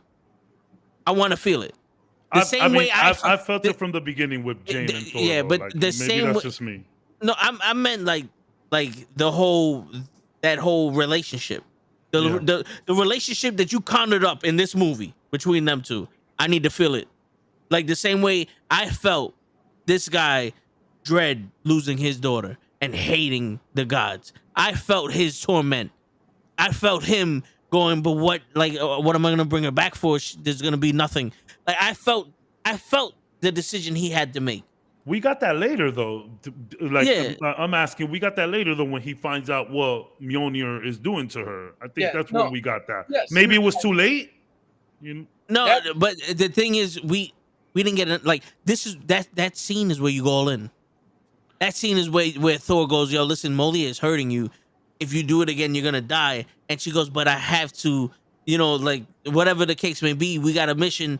And Thor breaks down and sheds his god. And this is where you see the man come out and be like, yo, no, I love you and it's not worth it. And maybe you see a tear from his eye. You see a tear from that Jane. happened though, no? And, that literally happened a little bit. They gave you a little bit. That's what they gave you, that middle range. Either you go all in or you go all out for me. I needed one of those stories where you sit there and a man's man goes, oh, bullshit. You know what I'm saying? Like I needed one of those. This is the conversation that you have with your girl in private, and I want to sit there and watch it. You know what I'm saying? I don't want to see a fucking hammer and the other and the axe. The fucking weapons, flying. man. Yeah, I don't want to see none of that flying around. I don't want to see the rock guy come with some weird shit, breaking the awkwardness. No, I want the tension to be there with a knife. I want everyone to sit there and be like, you know something? I've been in this situation where it's like this, where it's like you have to stop what you're doing, or it's like, yo, are you really gonna die in front of me? I watched my mother die. I watched my father die. I watched my brother die. I can't lose you. Yeah. And then Jane going, well, you know something? There's something bigger than us out here, and we have to get these kids and stop this guy from dying. And that could be another way of Thor going, you know what? Maybe I have to let go of the people I love to do what's right, or I have to let people live their own lives. Something like that. Because a knife. Yeah, so now when Jane comes to save him, it's that much more impactful because it's like that this is going to be something that both of them, like, they're giving up each other to save these kids. Yeah. And maybe we would have gotten that if it wasn't for how goofy the movie was. Yes. For That extra 15 minutes you wanted. Yeah, give me those 15, 20 minutes. For me and the way I view relationships and all that shit, I needed Gorg to show me their whole relationship for two reasons. One, like I said, in my mind, love or not, you spent all of 2 months together? Like, you didn't have anything coming into this movie. You spent little time together, and when you did spend time together, what we saw, you were running from peril. You never had a chance to slow down and just be you two. Yeah. They had a real nice chance to do that when he's like explaining the stars to her and stuff. Yeah. Okay. For 30 seconds. But again, I mean, it's 30-second movie time. But clearly they were in antics together. I can only go off for what the movie's showing me. Yeah, to be honest with you, they gave that same amount of time to Cap and to Agent Carter, but for some reason we connected with Cap and Agent Carter deeper because you felt the vulnerability from Cap when he kept saying, "You're my best girl," and I want that. And it was one of those things that you felt they wanted to be with each other, but the world wouldn't let them. Whereas Thor and Jane, you didn't feel that. Dude, you just felt they like each other, and you like each other, and now Thor's gone. I think we haven't seen it in a while. And I will give you that because the last time we did see them together was a long time ago, and the footage that they used in Endgame was recycled footage from Thor: The Dark World. So we haven't seen Jane Foster for real in a long time. So I'll give you that. But I don't know. I still felt it from them. Like I was saying, I needed it because I didn't feel anything, and the whole dying of cancer thing. Yes, it was good, but again, without Korg showing me that they had an entire fucking relationship, that scene where Thor's like, "Hey, Mjolnir's killing you. You can't do it." Blah blah blah. that just makes logical sense. That's not necessarily the love interest that you would tell that to anybody. Anybody that Thor ran into that had cancer and became Thor, he would turn around and be like, yo, this is preventing you from healing. Mm-hmm. Stop doing that. That's just only the logical conclusion. For sure, yeah. And for the person Yeah. to turn around and make the choice and like, well, if I'm going to die, I'm going to go out swinging. That's logical conclusion shit. Yeah. That doesn't necessarily, to me, like none of that hit me because of the relationship aspect. That just hit me as in the core human. This is your problem. Your solution is not working. What are you gonna do? Aspect. Yeah. And like what you guys were saying, you don't need the whole explanation. I needed it. Otherwise, I'd have been sitting there like all this effort for one. You literally said he came down and she slapped him. Where the fuck you been? That tells me in the movie that he didn't put any effort in. I mean, he had And to then the go and next be a time- superhero. Yeah. But then the next time we see them in Age of Ultron, where's Jane? She's over there somewhere. I don't know. I haven't seen her in a while. So what fucking relationship did you have? Other than the time you spent on Asgard? And they had time on Earth, and Yeah. I mean, I think I'm But going the off movie- of I'm going off of his emotions in Endgame, where he literally like starts crying thinking yeah. about it, Yeah, and he's but mentioned I her can't- before. Again, They did say 7 years. Yeah, I but think the they way were- I feel they were- about relationships and all that, you can't. It makes no difference to me that you took a man clearly suffering from depression and made him talk about something that reminds him of something good. He would have cried regardless of who he brought up in that moment. Lady Sif, the Warriors 3, Loki, his mom, his dad, and he still would have had the same. It's not. It didn't read to me that necessarily it was Jane's love. You took a man who's suffering from depression right now and made him give a presentation, and he broke down. That's a nice way to build on your point, but that is up for speculation because That's why I keep saying for me. Yeah, exactly. So that's what was my main point coming into this movie. There was so much going on that there's so many different ways to perceive it, and especially like the whole cancer thing. That shit is going all over the place. You know what I'm saying? And I know that there's some people that it hits harder than others. It's closer to a lot of people than others. I know you guys could definitely relate in different ways than I can to that stuff. So I've been reading online about it. Some people liked it. Some people hated it. Some people said they didn't need it. When you have love in the title of something, there's going to be a lot of different perception to it. It's just there's a lot of topics that they chose in this movie that they wanted to hit, but I didn't think they realized how different people would experience it or grasp to it. You know, Can I ask you guys this question? hold on, real quick, Cap. With all due respect to people grasping it and all that other shit, fuck them. We need to go back to we're making a movie. You like it or you don't. You can't make everyone happy. That's what You I've been can't make saying, everyone bro. happy. Yo, And- stop reading into what these fans and- are saying and just make movies. Yes. And if you want to make Lady Sif and Thor and Jane look comic book accurate with their clothes, then have the fucking story. Jane became Thor because she had fucking cancer and she was trying to use it to save herself. That's happened in the comic. If you don't like that part, you're not a fucking fan. Get the fuck out of here. Yeah, that's another thing. There's a lot of new MCU people. They're like, oh, it's like, bro, she literally had cancer. And I would have loved, like Cap said, I would have loved if there would have been like, if Jane would have been like, yeah, I think it has something to do with the ether. It just kind of fucked me up. I think that would have been cool. I That thought would've been that, real cool. because it We would have made speculated fucking about sense. that here. We speculated about it here. Yo, because I remember dead ass saying, obviously it's been 47 episodes. Yeah, I remember yeah. saying, yo, I don't know if they're gonna make her have cancer, but I mean, a good way. She was sick off the ether. It would make sense. What did Bruce Banner say? Those stones are mostly gamma. Yeah. Gamma radiation cancer. Yeah. You know what I'm saying? Like Come on, you can't one and put two and two together. It's not that fucking. It's not that 100% much of a agree. fucking stretch. 100% agree. You know. 100%. I'm sorry, Cap. You were gonna ask something? Yeah, go ahead. No.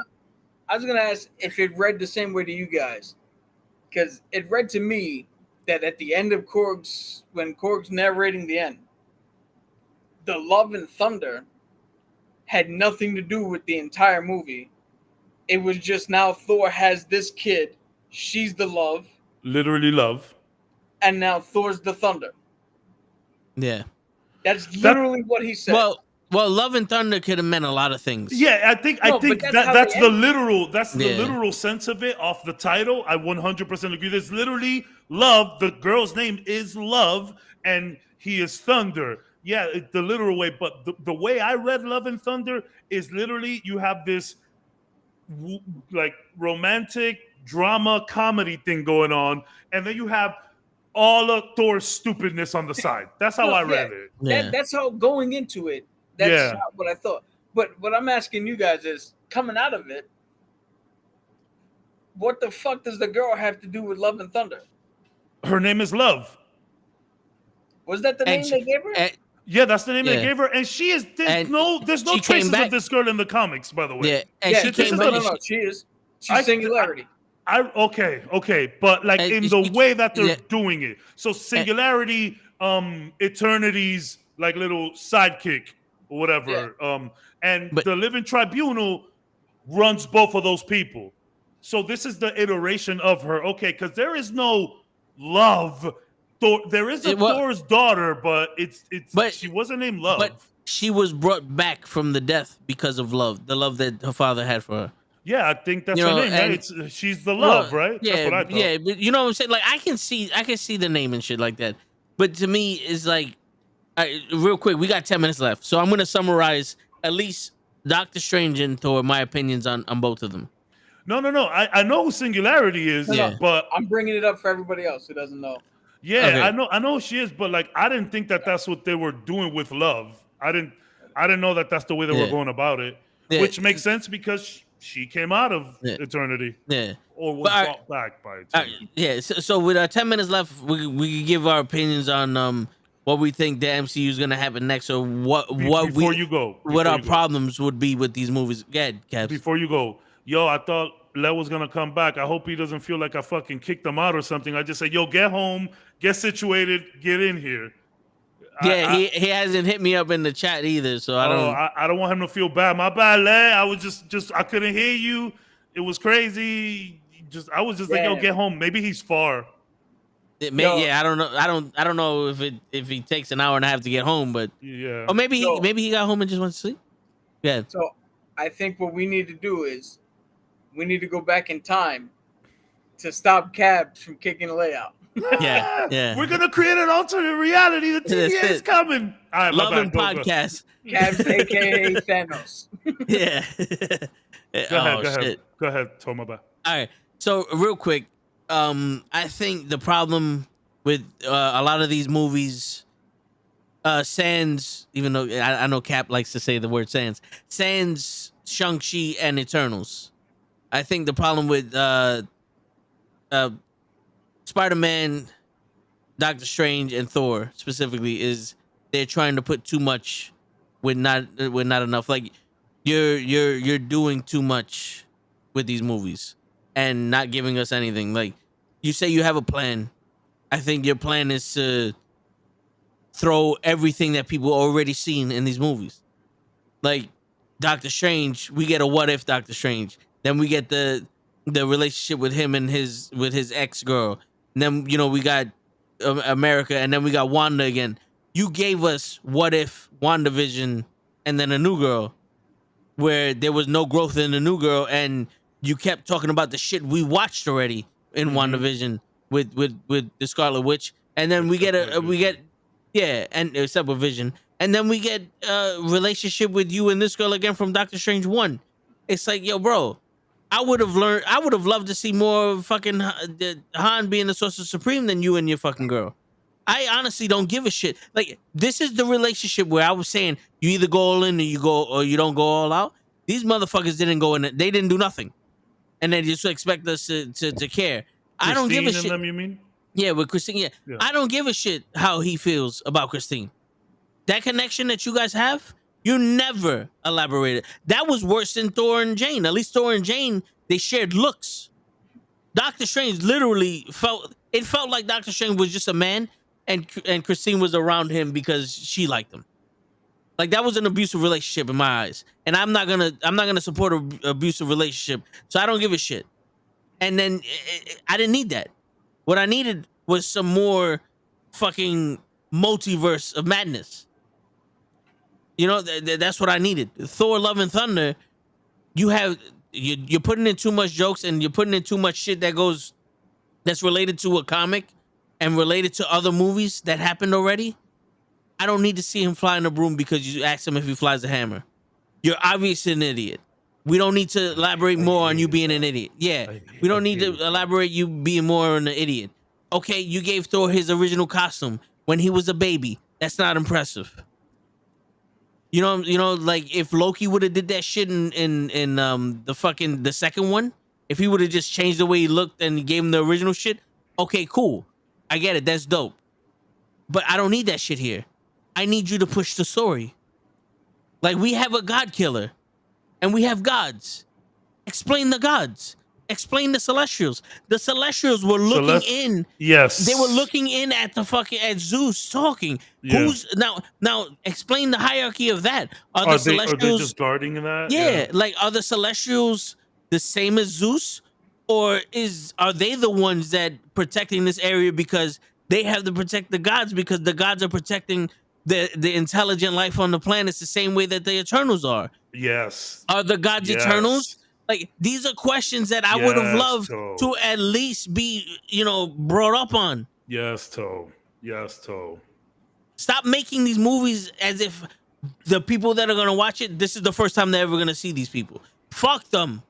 We have almost 20 years invested in the Marvel Universe. Don't forget about us that have been here for the beginning. And let me tell you something. The new people that you're attracting are the ones giving you all the problems.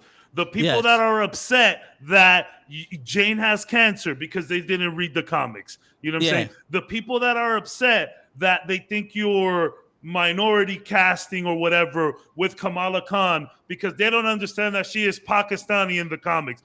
Fuck those people. Like, focus on us that will appreciate. Yo, Toe, wow.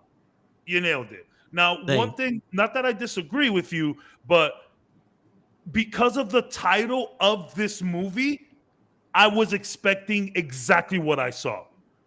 It was Love and Thunder. I knew Jane was here. I didn't know about the daughter. I knew Thor was finding himself. I literally walked into this thinking it was going to be a rom-com. I spoke to someone about it. They were like, yeah, there's rom-com elements. This is more like a love drama story. So, like, I knew it. That's why I'm not as disappointed. I'm disappointed. And I think it's a little too cute.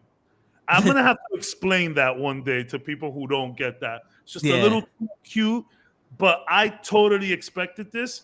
And I knew there was going to be zaniness and wackiness. Maybe it went too long, but because of the title of this movie is why I'm not disappointed. And I got exactly what I thought I was going to get, which is my problem with Multiverse of Madness. Ain't that much madness. It was just a lot of math. Yeah. And look, this might sound really messed up. Guardians 1 was top tier, one of the best in the MCU. Almost a perfect movie. Almost a perfect movie. I would say closest to perfect next to Winter Soldier. Yeah. And both of those came out in the same year. Wow. But a lot of the spacey stuff ain't really hitting for me. And that's my bias, that I like the ground level stuff. I've said that time and time again here. But man, some of this spacey stuff is not working. So now I'm starting to think, okay, Secret Invasion, not Secret Wars, Secret Invasion, what has been confirmed. Is that just going to be more spacey stuff? Captain Marvel 2, I'm more excited now because of Kamala, but are we going to do some more spacey stuff? Like Infinity War and Endgame are just that, Infinity War and Endgame. And while they did zap around different places, the emphasis wasn't all that spacey stuff. There was still a lot of ground level stuff going there. I don't need the big bangs. We don't need to connect everything, but just give me people hanging out, building the world better. That's what Marvel had been doing great from Iron Man and Captain and even Thor. As bad as those movies were, we kind of got the world where Thor is in and from. And then we Yeah. all put it together in Avengers and it works. Yep. Just give me the more ground level stuff. Yeah. And I'm not saying that I don't want no spacey shit. I'm just saying it's the shit that hits the least for me. Yeah. And real quick before Cap goes, it makes sense because even in Thor 1, the 5-minute explanation of Thor going in your planet, you call it science. It's us, it's magic. Top tier line right there. Wow. Top That's tier all we line. needed. And then Yeah. and then one of the other greatest lines of all time, Vision to Wanda, what is grief if not love persevering? You don't get that in a sky battle. No. You get that sitting down. Yeah. You get that talking, world building. You just told us everything that Wanda has been going through in one line. You summed up that entire show in one damn line. Give me more of that. Give me 15 minutes of people just kicking it. Yeah. I'm biased. I'm sorry, but it is what it is. Hey. Yeah, Cap. What was the question again? We're summarizing. We're just summarizing your current views Our of the current MCUs with the last few movies you've seen. Yeah. So to summarize this new phase versus the Infinity Saga. Correct. The Infinity Saga had deeper writing and shit where you're like, all right, Civil War. I've read the comics. I know what Civil War is. But then when you see the movie presentation of it, and it goes deep to where, damn, Cap lied to Tony. Winter Soldier killed his mom. What would you do if you were Tony? What would you do if you were Cap? Which side are you really on? They made a whole thing about it. Team Cap, Team Iron Man. They made a whole thing. Yeah. We know, like, they told an interesting story. T'Challa. Ant-Man, Black Panther, they told an interesting story. Why are you guys hiding behind here where the rest of the world of us is suffering? Like, they did shit that was interesting, and they did shit that went further than surface level writing of a movie. So with this phase, because even Shang-Chi, as much as I love that movie, it wasn't any deeper than the surface level writing. They didn't do anything unique in the writing of the movie. They just finally we had actual martial arts and a representation of a different culture we haven't seen before. My experience now is I either have to I don't have to walk away from it. I just have to not expect anything. Yeah. Because like Cab said, you saw Love and Thunder and thought this and got what you thought. I saw Love and Thunder, said, I don't give a shit, it's just a title.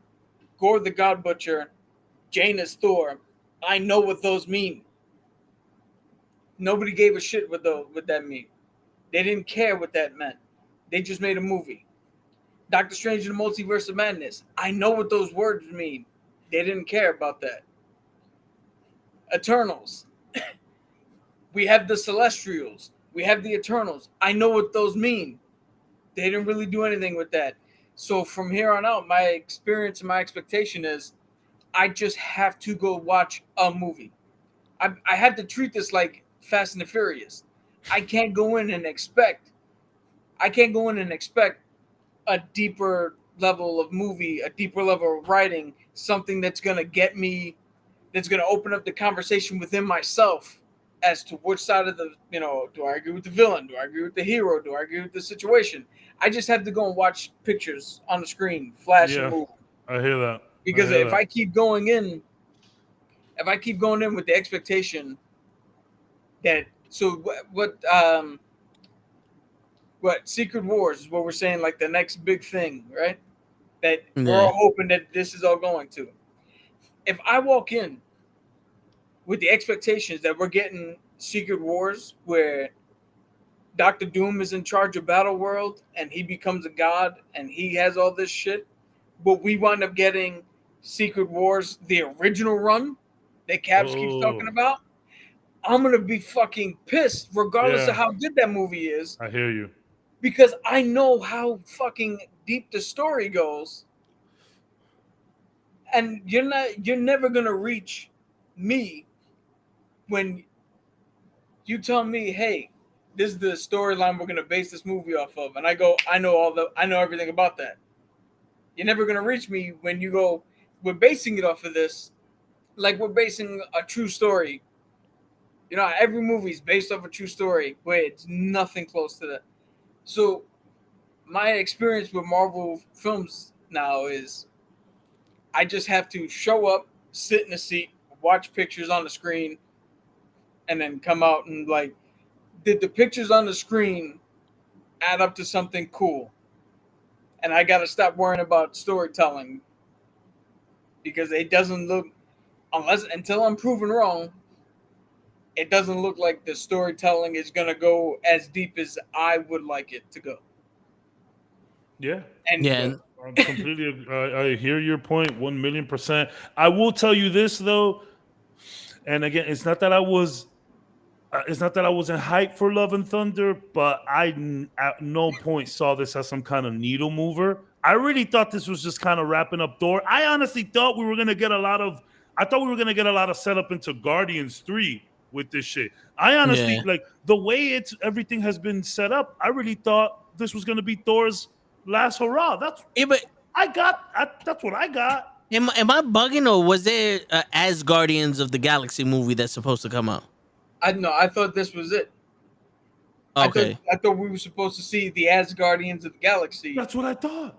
Instead, we saw Love and Thunder and the Guardians. Yeah.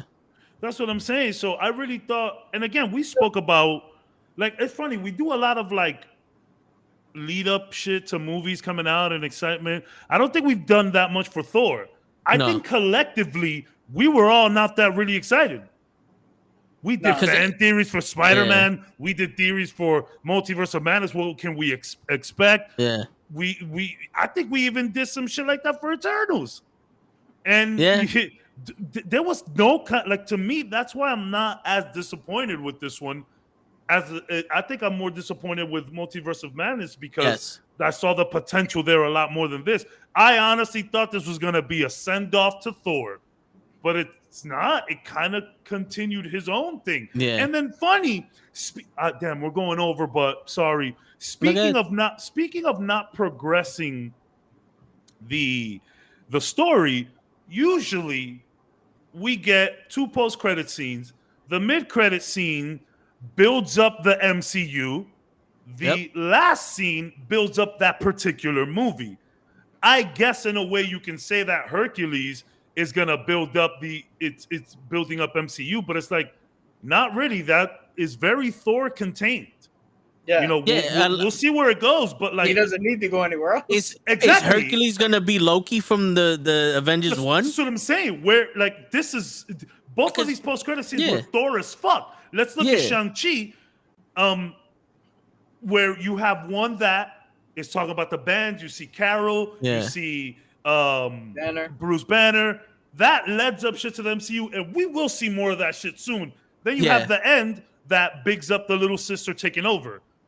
See, this is the problem I was talking about, where it's like Shang-Chi, that extra credit scene showed something, right? I was waiting for Multiverse of Madness to start explaining things. Because what better way to explain what's happening in the next phase than a movie that is literally going to introduce us to multiverses? And they did do that, but they did it with a character that nobody knows. It was quick. It was like not subtle at all. The thing is, like, Han never mentioned the rings, but he never mentioned the beacon either. Like, they never mentioned anything of any other movie. Like, Thor, I get it. He's off Earth. He's not going to be related to Han, Doctor Strange, and he's doing his own thing. That's why this movie, when he did his own thing, no problem. But the minute you showed me a Celestial, now hold on, wait. I need to see more. Give me Explain something. explain something. Why are there just two Eternals playing bodyguards to Omnipotent City? Yeah, like explain something to me. Why? Yeah, like the sword. Explain that that's the sword that killed Nowhere. You know, explain something to me. Especially this is supposed to be a movie that leads into other movies. If it's a one-off, hey, I get it. Yo, you showed the Celestials, awesome, nice. Which But is what I thought. there's more movies. That's what I What the fuck thought. happened? I really thought, like, the whole time I was like, yeah, I really, watching the movie the whole time, I was like, yeah, this seems appropriate for like a last movie. They're just being goofy, having a dumb time. Hey guys, this has been great. Chris Hemsworth, you've been an incredible Thor. We will love your service forever. Let's wrap this shit up and just piss everywhere. Let's just have a blowout party and destroy the whole fucking house. But it's like, no, the shit ends up setting up more shit. Unless Thor will return means Jane as Thor is coming back. That's what I'm thinking. But then again, or maybe the little one, But that again just brings up way more goofy questions. Explain shit. I'm telling you right now, as much as I love Jane Foster, as Natalie Portman's portrayal of Jane Foster in this movie is good. Yes. This is the best I've seen her. I actually like her as Thor. She was believable. Yes. Fighting with the hammer. The catchphrase things was funny. Yeah, oh no. Too big, but you know, was big enough to be like. Okay. You know, I think that was her real body. She worked out. She worked out. She said. And this is me going back to Rogue. Give me that for Rogue. But so she looked all that. She's in fucking Valhalla. Yeah. Yeah. If she comes back as the mighty Thor, I officially turn my fucking brain off. And Fast and the Furious. No, I will start a fucking Twitter just so I can be like, when's Iron Man coming back? When's Captain America coming back? Ain't nobody dead. Who gives a shit? But would you like to see her come back as Valkyrie? No, she's dead. We have Valkyrie sitting on the fucking throne of Asgard. I mean, from the comics. Would you like to see that story run from the comics where she says, "I don't want to be in Valhalla. I don't belong here. I'm not a god. I'm gonna go back," and they send her back as the Valkyrie or a Valkyrie, whatever. Would you be okay with that? Who's directing it? Well, yeah, exactly. That's what I asked. The Russos. Because it have to be very specific circumstance. I don't know if we'll see that though. But to put that in a post-credit scene that she's reached Valhalla, so like we're gonna get to Valhalla. Who else are we gonna see there? Like everybody's there. Heimdall's there. Loki's there. The mother's there. Frigga, yeah. Odin. The Warriors 3. See, I just gotta. Also, I gotta walk here's the away. thing, though. Yeah. Listen to this. What America's gonna star. What if they made a movie called Valhalla, right?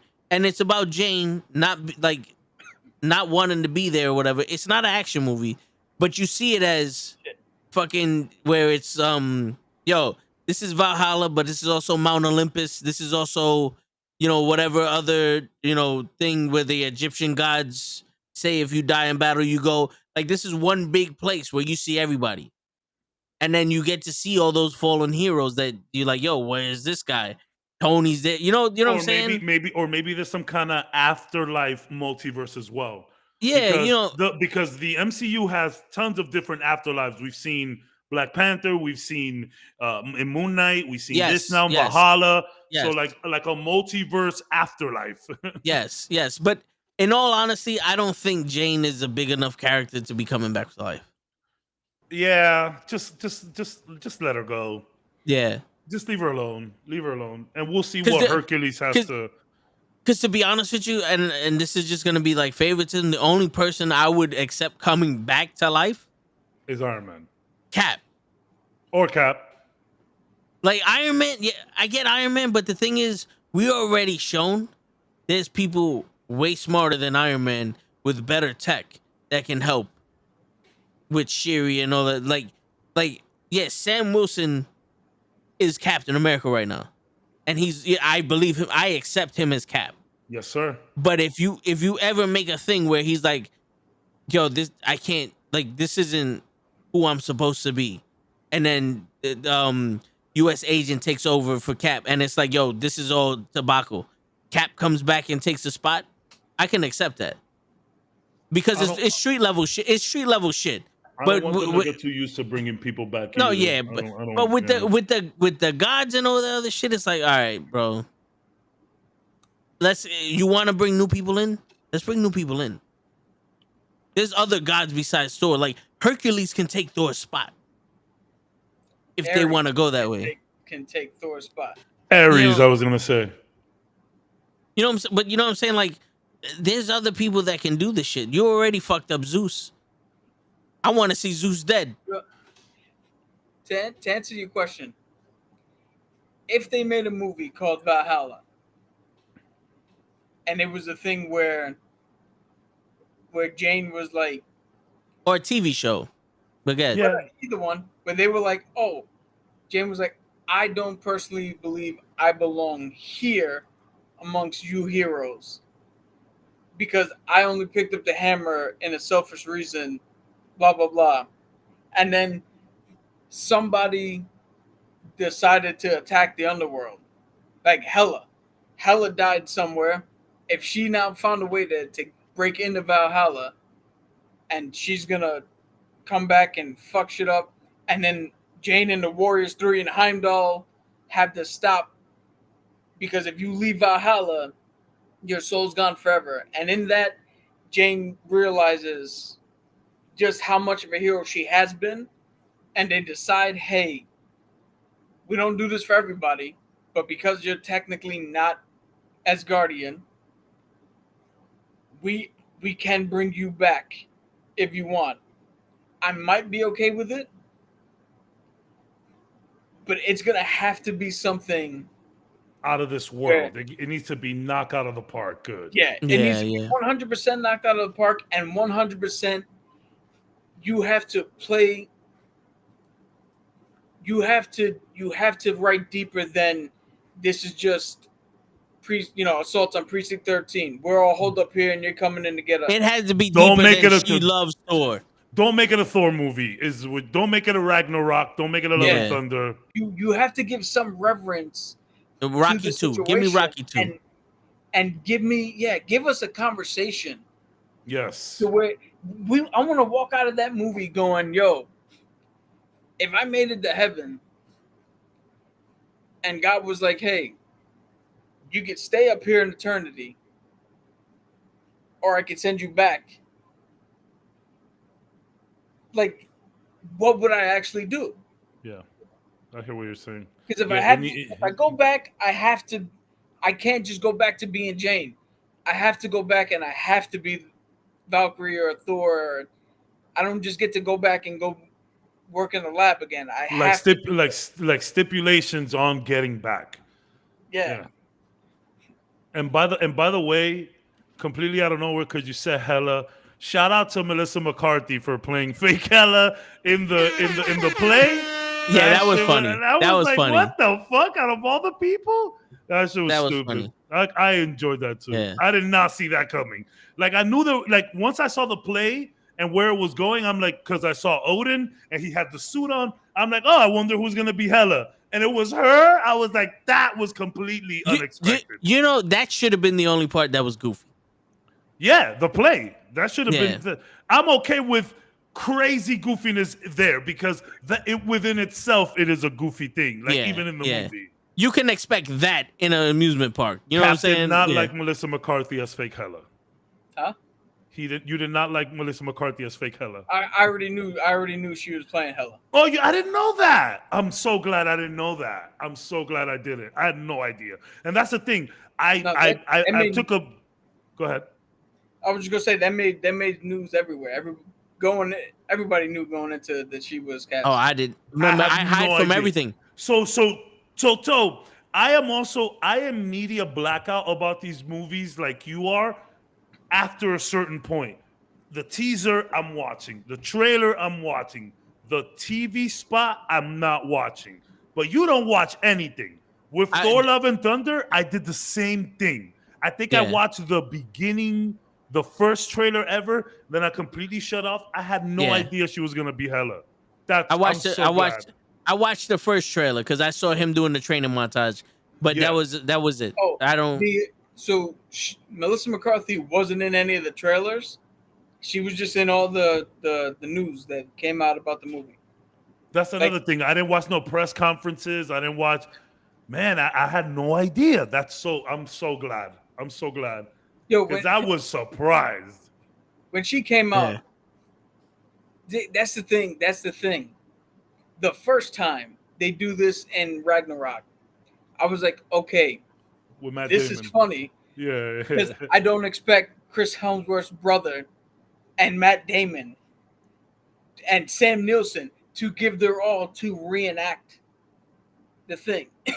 This time when she comes out, I'm like, all right. So they obviously went from the actual play to where these guys are trying their hardest to act out what happened. Yeah.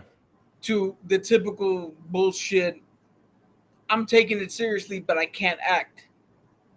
So when she came out and did her thing, and it was a slow, and the hammer went slowly, I went, all right.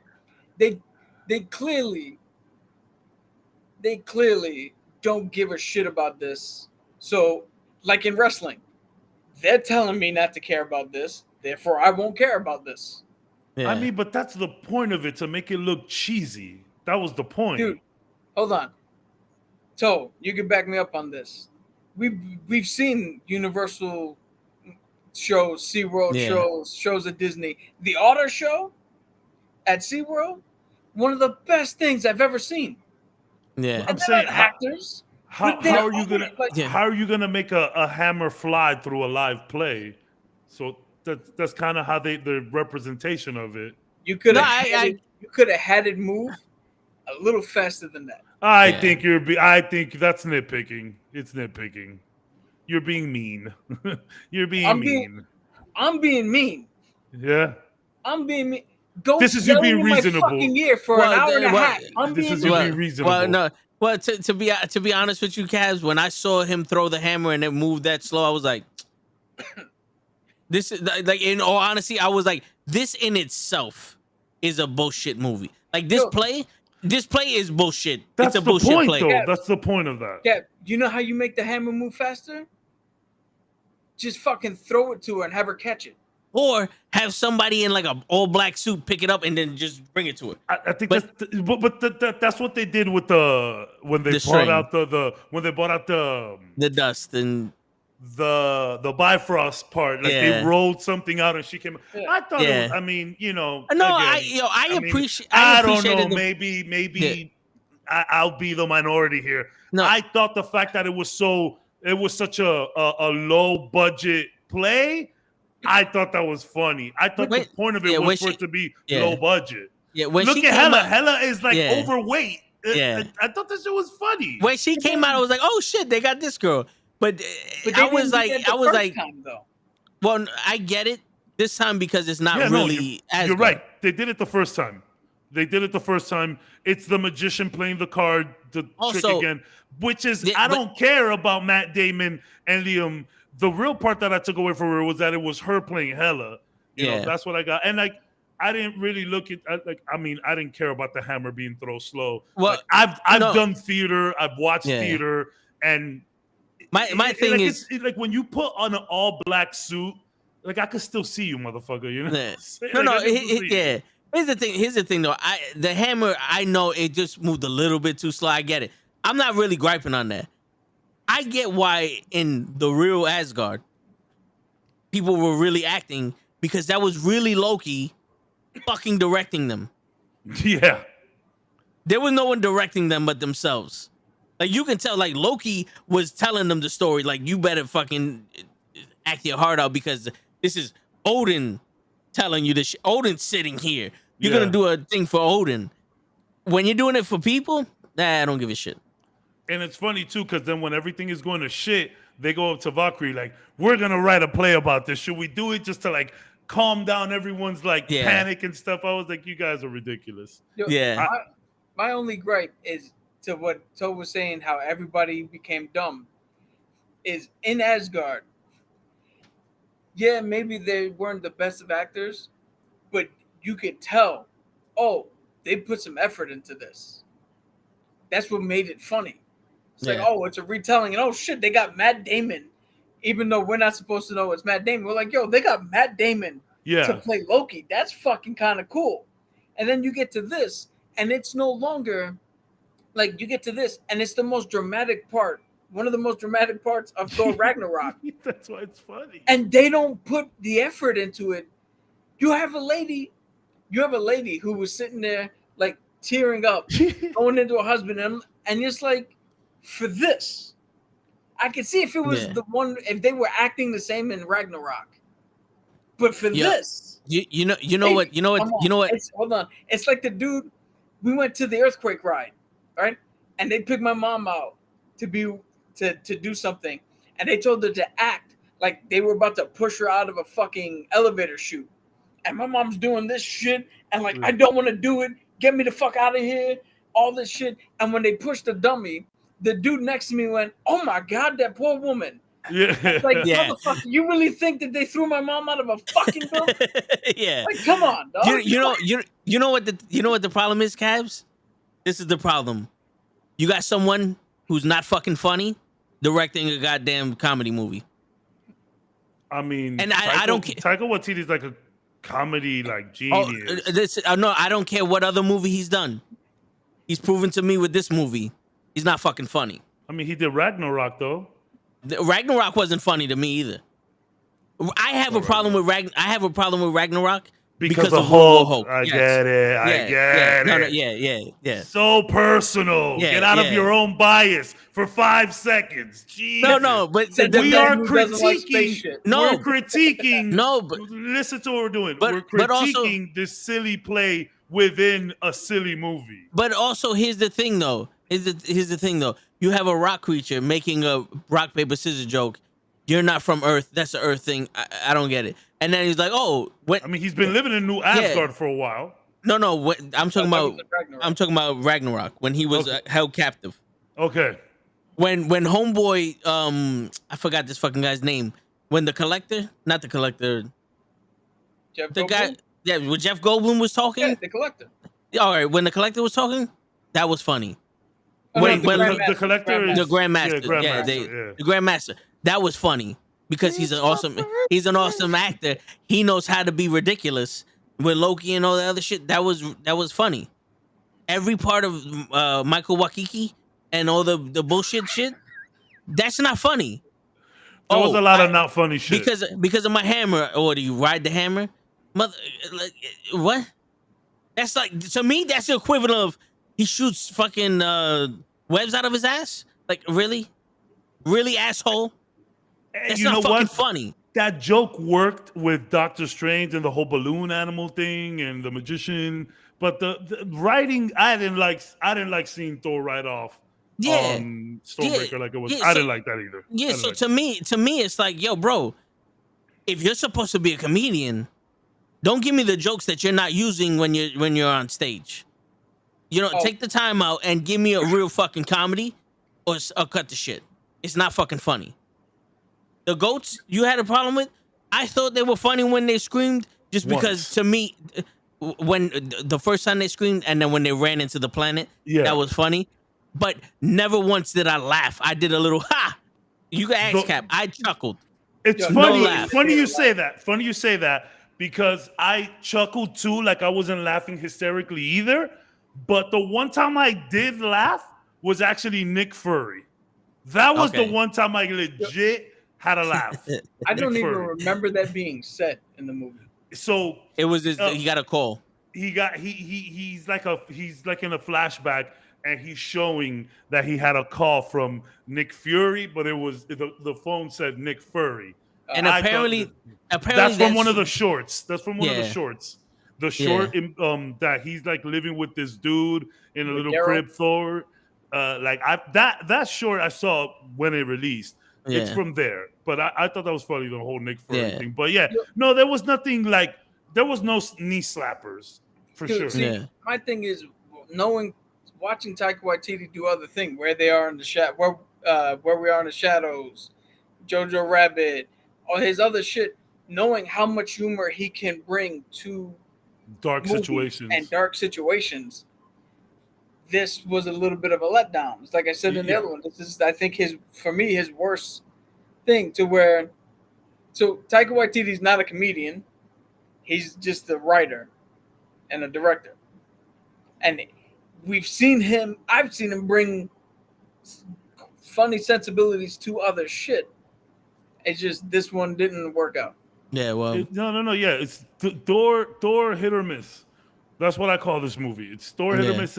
But Yeah. where it missed a lot more than it hit, for sure. Yeah. Yeah. Yeah. 100%. I'm telling you. 1,000,000%. I'm telling you right now. I wish Christian Bale's character was still alive. Yeah, Because me too. I want more Christian Bale. I want That more he's of the that. cowbell in this movie.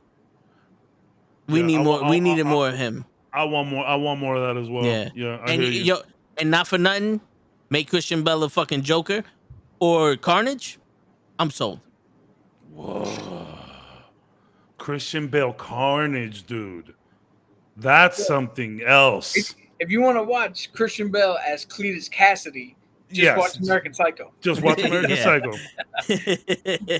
Why not, you stupid bastard? Yo, my boy Ed put me onto that movie way back. And I was like, what the fuck am I watching? The whole the business card scene Yeah. is so ridiculous, but really good. I got and human yeah. bones. Damn, it's 12:30. We Yeah, went off. yeah. Funny, this shit picked up at the end. Yeah. Sorry, show. We didn't need you this week. Yeah, asshole. But anyway, on that note, it's your friendly neighborhood. Man, I'm sorry. You Yes, were supposed yo- to come back. Yeah, Lay. I'm You're a supposed to bad come friend. back. Hopefully next week the connection's better. Yeah. Yeah, but Joe, still an asshole. And on that note, it's your friendly neighborhood knucklehead signing out. Peace, everybody.